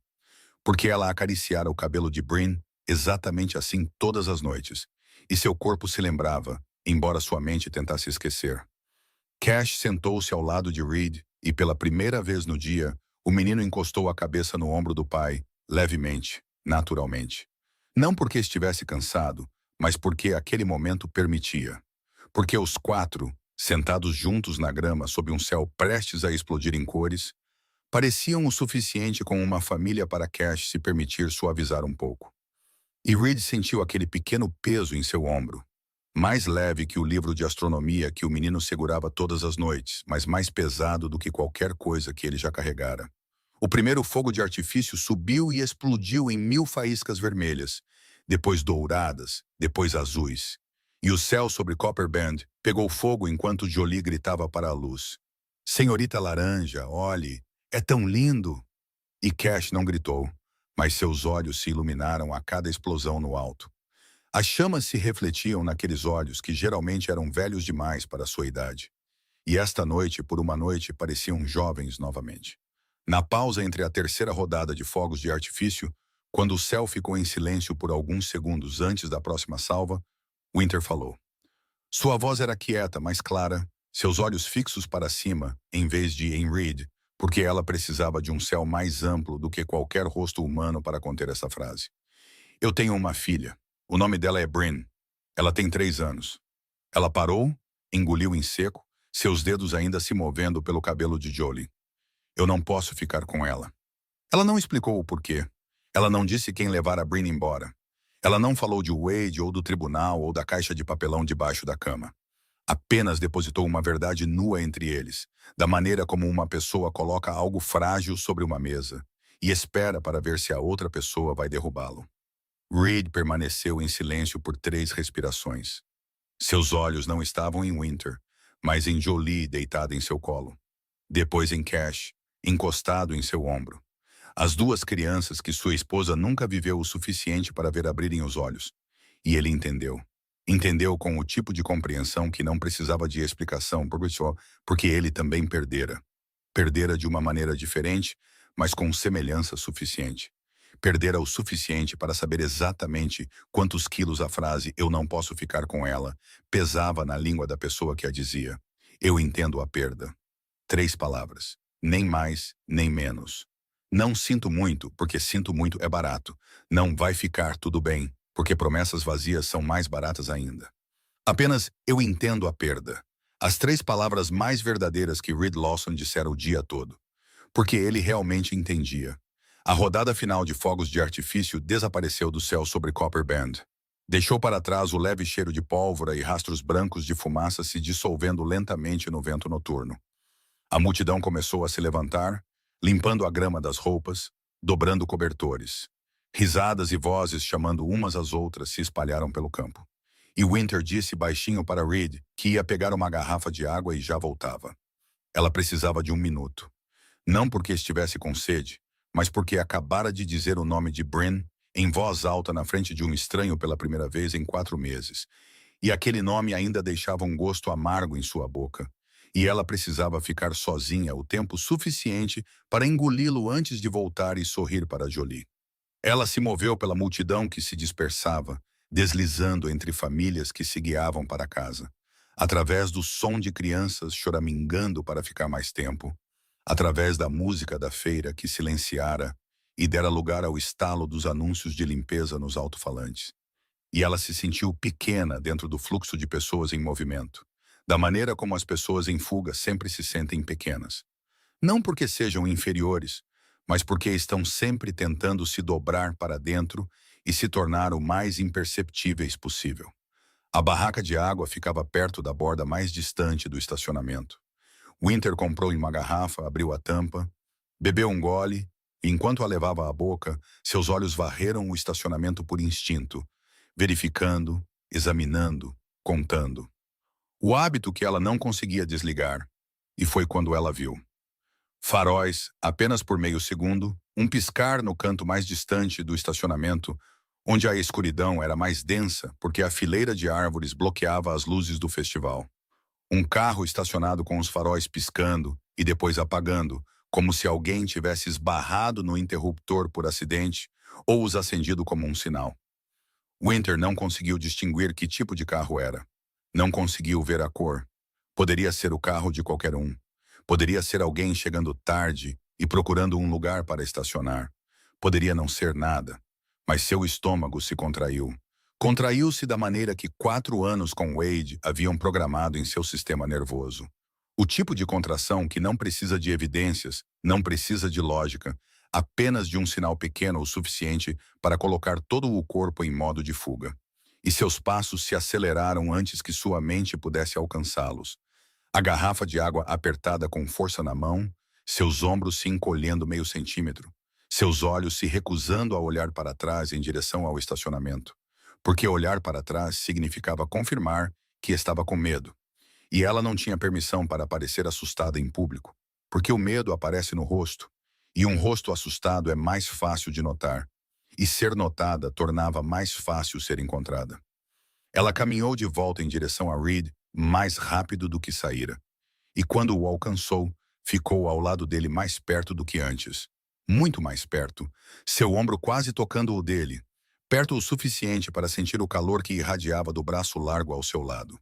E ela não disse nada, porque não havia nada a dizer. Poderia ter sido um carro comum. Poderia ter sido sua própria imaginação. Poderia ser que 4 meses de fuga a tivessem feito ver a sombra de Wade em todos os lugares. Reed olhou para ela e soube na hora. Não porque ela falou, mas porque seus olhos haviam mudado. Da paz frágil que ela acabara de se permitir sentir na grama durante os fogos de artifício, para algo que Reed reconheceu imediatamente, porque ele vivia naquele mundo todos os dias. Instinto de sobrevivência. O olhar de alguém procurando uma saída enquanto finge que está apenas olhando ao redor. Ele não perguntou. Ele não perguntou o que ela tinha visto. Ele não perguntou o que estava errado. Ele não se virou em direção ao estacionamento, porque se virar para o perigo é uma forma de confirmá-lo. E confirmar o perigo na frente de alguém que já está com medo só faz o medo aumentar. Ele simplesmente se moveu meio passo, silencioso e natural, até que seu ombro tocou o dela. Seu braço largo posicionado entre ela e o estacionamento como uma parede móvel, protegendo-a. Sem falar, sem explicar, apenas protegendo-a.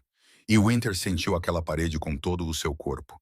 Sentiu o calor e a firmeza e o cheiro de madeira de carvalho misturado com o suor da corrida.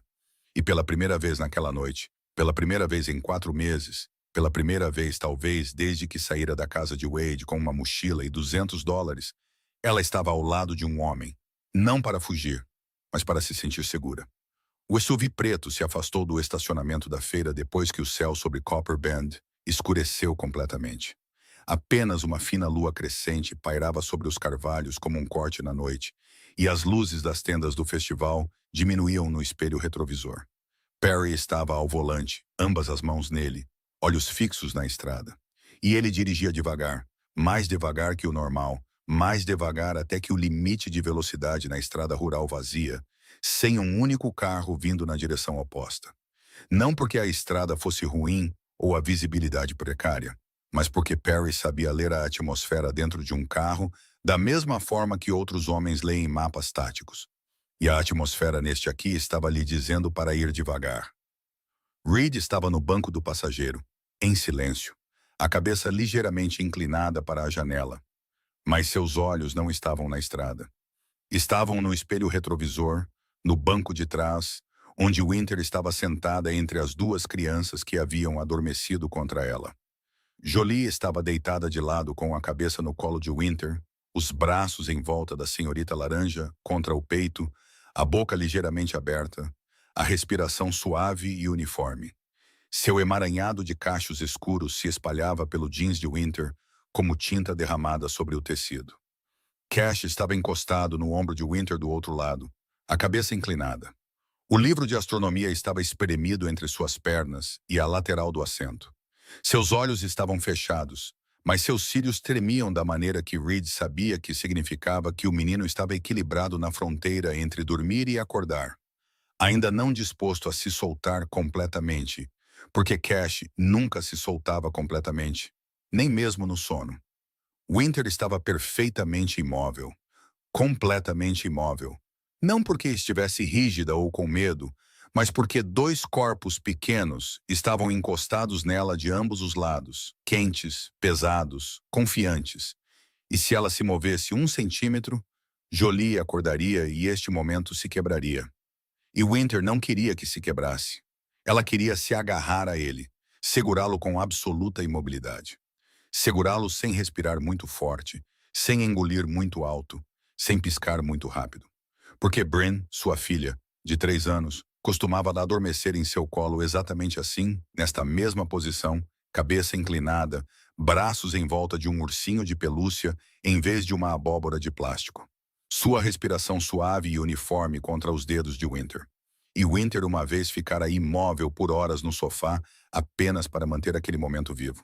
Porque na casa de Wade, os momentos em que Bryn dormia no colo da mãe eram os únicos momentos em que tudo estava em paz.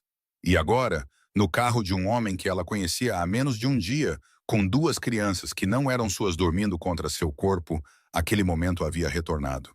E era tão bonito e tão doloroso ao mesmo tempo que lágrimas escorreram pelas bochechas de Winter no escuro, e ela não as enxugou, porque enxugá-las significaria se mover, e se mover significaria quebrá-lo.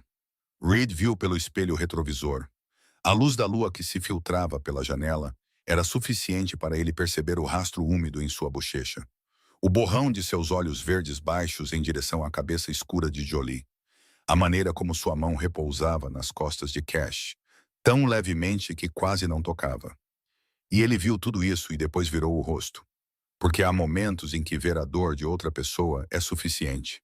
Quando não há necessidade de interferir, não há necessidade de confortar, apenas de saber e deixar estar.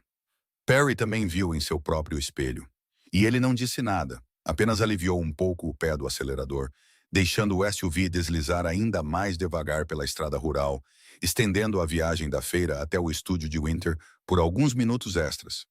Porque ele sabia, pelo instinto de um homem que vivera o suficiente para distinguir entre o que precisa de velocidade e o que precisa de lentidão, que algo dentro daquele carro esta noite precisava de mais tempo. O SUV parou em frente ao pequeno estúdio e o poste de luz lançou um brilho amarelo fraco sobre a parede úmida e manchada. Reed abriu a porta de trás e deslizou gentilmente uma mão sob a cabeça de Jolie, levantando-a do colo de Winter para que ela pudesse sair. Jolie murmurou em seu sono, seus olhos nunca se abrindo, sua boca se movendo suavemente. E de algum lugar dentro de seu sonho, ela sussurrou com uma voz minúscula e misturada com a respiração. Moça do gato mágico, não vá. E essas palavras da boca de uma criança adormecida, chamando a mulher que conhecera apenas naquele dia pelo nome que inventara para ela, atingiram Winter com mais força do que qualquer golpe que ela já levara. Porque golpes deixam hematomas, mas isso deixava para trás algo mais quente, e por isso doía mais. Winter se inclinou, pousou a mão levemente sobre o cabelo de Jolie, acariciou-o uma vez e sussurrou: Eu não vou a lugar nenhum. Então ela se endireitou e percebeu o que acabara de dizer, porque eu não vou a lugar nenhum era uma promessa que ela não tinha o direito de fazer. Ela era uma mulher com uma caixa de fuga escondida debaixo da cama e um sedã escuro que poderia ser um fantasma ou poderia ser real, esperando em algum lugar lá fora. Ela era uma mulher que poderia ter que desaparecer a qualquer momento, sem a chance de se despedir. E ela acabara de prometer a uma criança adormecida que ficaria. Seus olhos se ergueram e encontraram os de Reed, onde ele estava ao lado da porta aberta do carro. E na luz amarela pálida do poste, os dois se olharam com os olhos de pessoas que entendiam que, às vezes, uma promessa é a coisa mais cara que pessoas como eles podem dar. Winter caminhou até a porta do estúdio com a chave na mão, depois parou, virou-se e olhou para Reed parado ao lado do SUV, a poucos passos de distância. A luz amarela pálida do poste projetava sua sombra longa pela calçada. E ela disse, sua voz suave, mas não mais trêmula como na pista de corrida: Obrigada, não apenas pela corrida. Essas últimas 4 palavras pairaram no ar da noite, o Sr. como se o convidassem a perguntar o que mais além da corrida. Mas Reed não perguntou, porque ele entendeu. Entendeu que não apenas pela corrida significava obrigada por afrouxar a tira quando eu enrijeci. Obrigada por dizer eu segurei com muita força em vez de fingir não notar. Obrigada por erguer sua mão devagar o suficiente para que eu tivesse tempo de recuar. Obrigada por aquelas 3 palavras. Eu entendo a perda, sem pena anexada a elas. Obrigada por se aproximar meio passo para me proteger quando meus olhos mudaram. Tudo isso dobrado em 4 palavras, porque Winter era uma mulher que aprendera a dizer pouco para sobreviver mais. Reed olhou para ela, e na luz amarela do poste, seus olhos perderam exatamente 1 grau de sua frieza.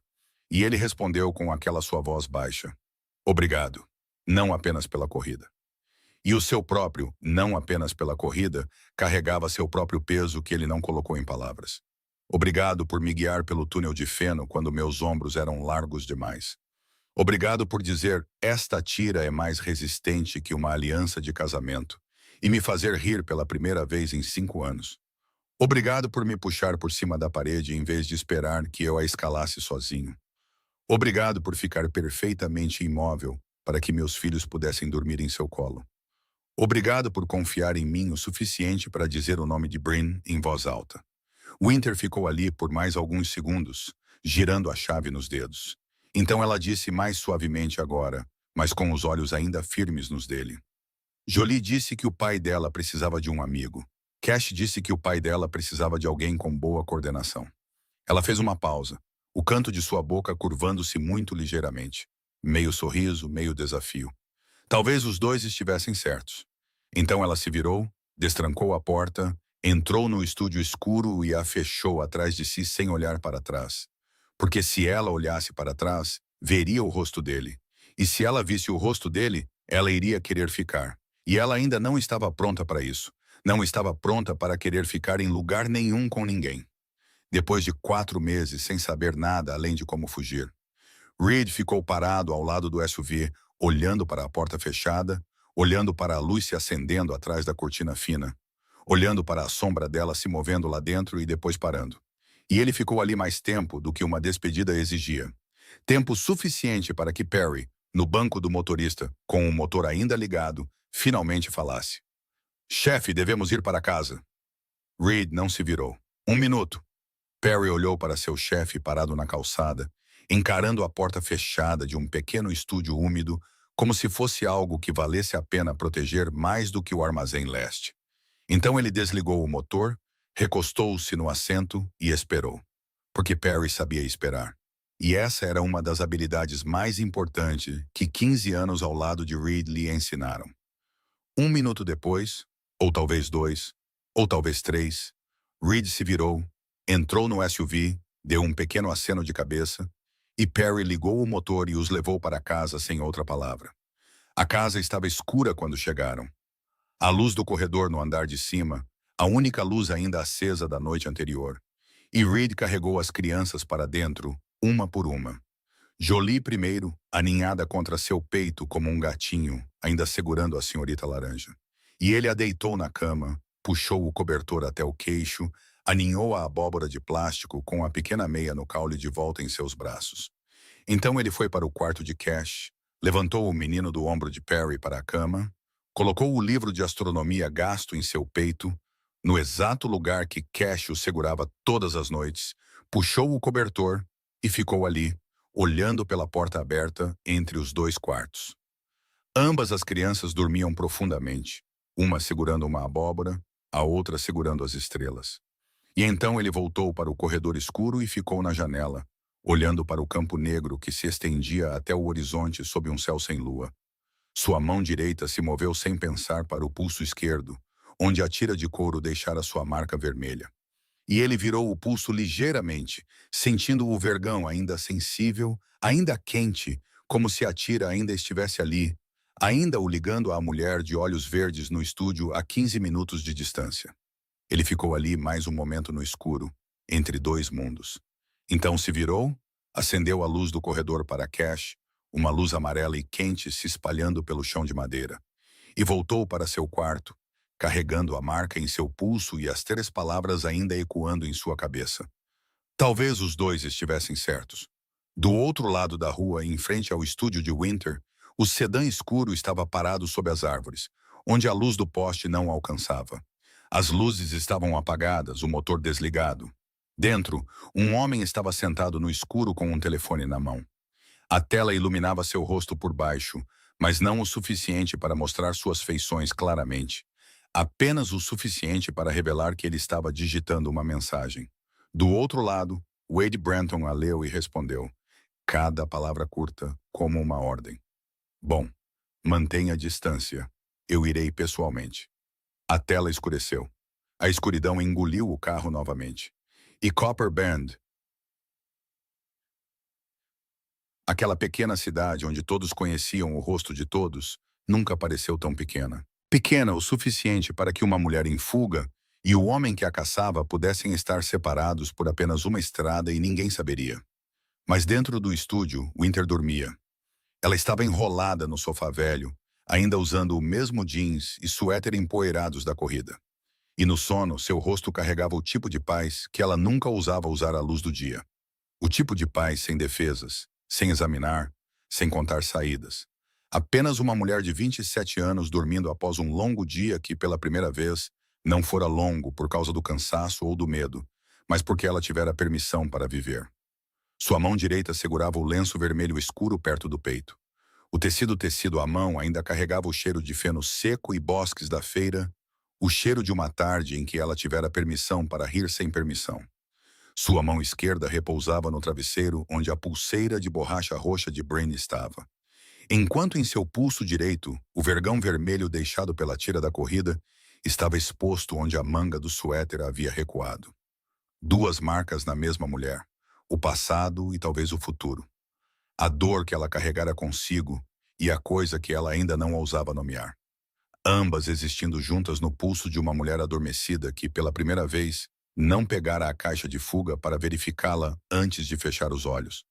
Pela primeira vez, não verificara a fechadura duas vezes. Pela primeira vez, adormecera sem medo. E em sua boca, mesmo no sono, havia a sombra de um pequeno sorriso que ela ainda não sabia como manter à luz do dia. Esta história é um lembrete de que, no meio de uma vida cheia de tempestades, às vezes tudo o que é preciso é uma mão que sabe como afrouxar em vez de apertar. Uma risada inesperada no meio de uma corrida empoeirada. Ou uma criança de 5 anos dizendo: "Meu papai precisa de um amigo", para abrir uma porta que pensávamos estar fechada para sempre. Que a verdadeira força não está em nunca cair, mas em escolher se levantar e correr em direção a algo, em vez de sempre fugir. Que o amor, às vezes, não é nada mais do que um beijo gentil na testa e 3 palavras: "Eu entendo a perda", ditas no momento certo para a pessoa certa. Se esta história tocou você, mesmo que por um momento, por favor, clique em gostei para sabermos que você está aqui. Compartilhe este vídeo com alguém que você acha que precisa ouvir que até a escuridão tem uma saída. E se você ainda não se inscreveu no canal, agora é a hora, porque o próximo capítulo ainda reserva muitas surpresas. Como esta história fez você se sentir? Ela te lembrou de algo da vida real? Compartilhe conosco nos comentários abaixo. Nós lemos cada linha e ouvimos cada sentimento do fundo dos seus corações. Desejamos a todos que estão assistindo a este vídeo muita saúde, uma vida alegre, dias de paz e que vocês sempre encontrem alguém que saiba afrouxar a tira em vez de apertá-la. Adeus e até o próximo vídeo.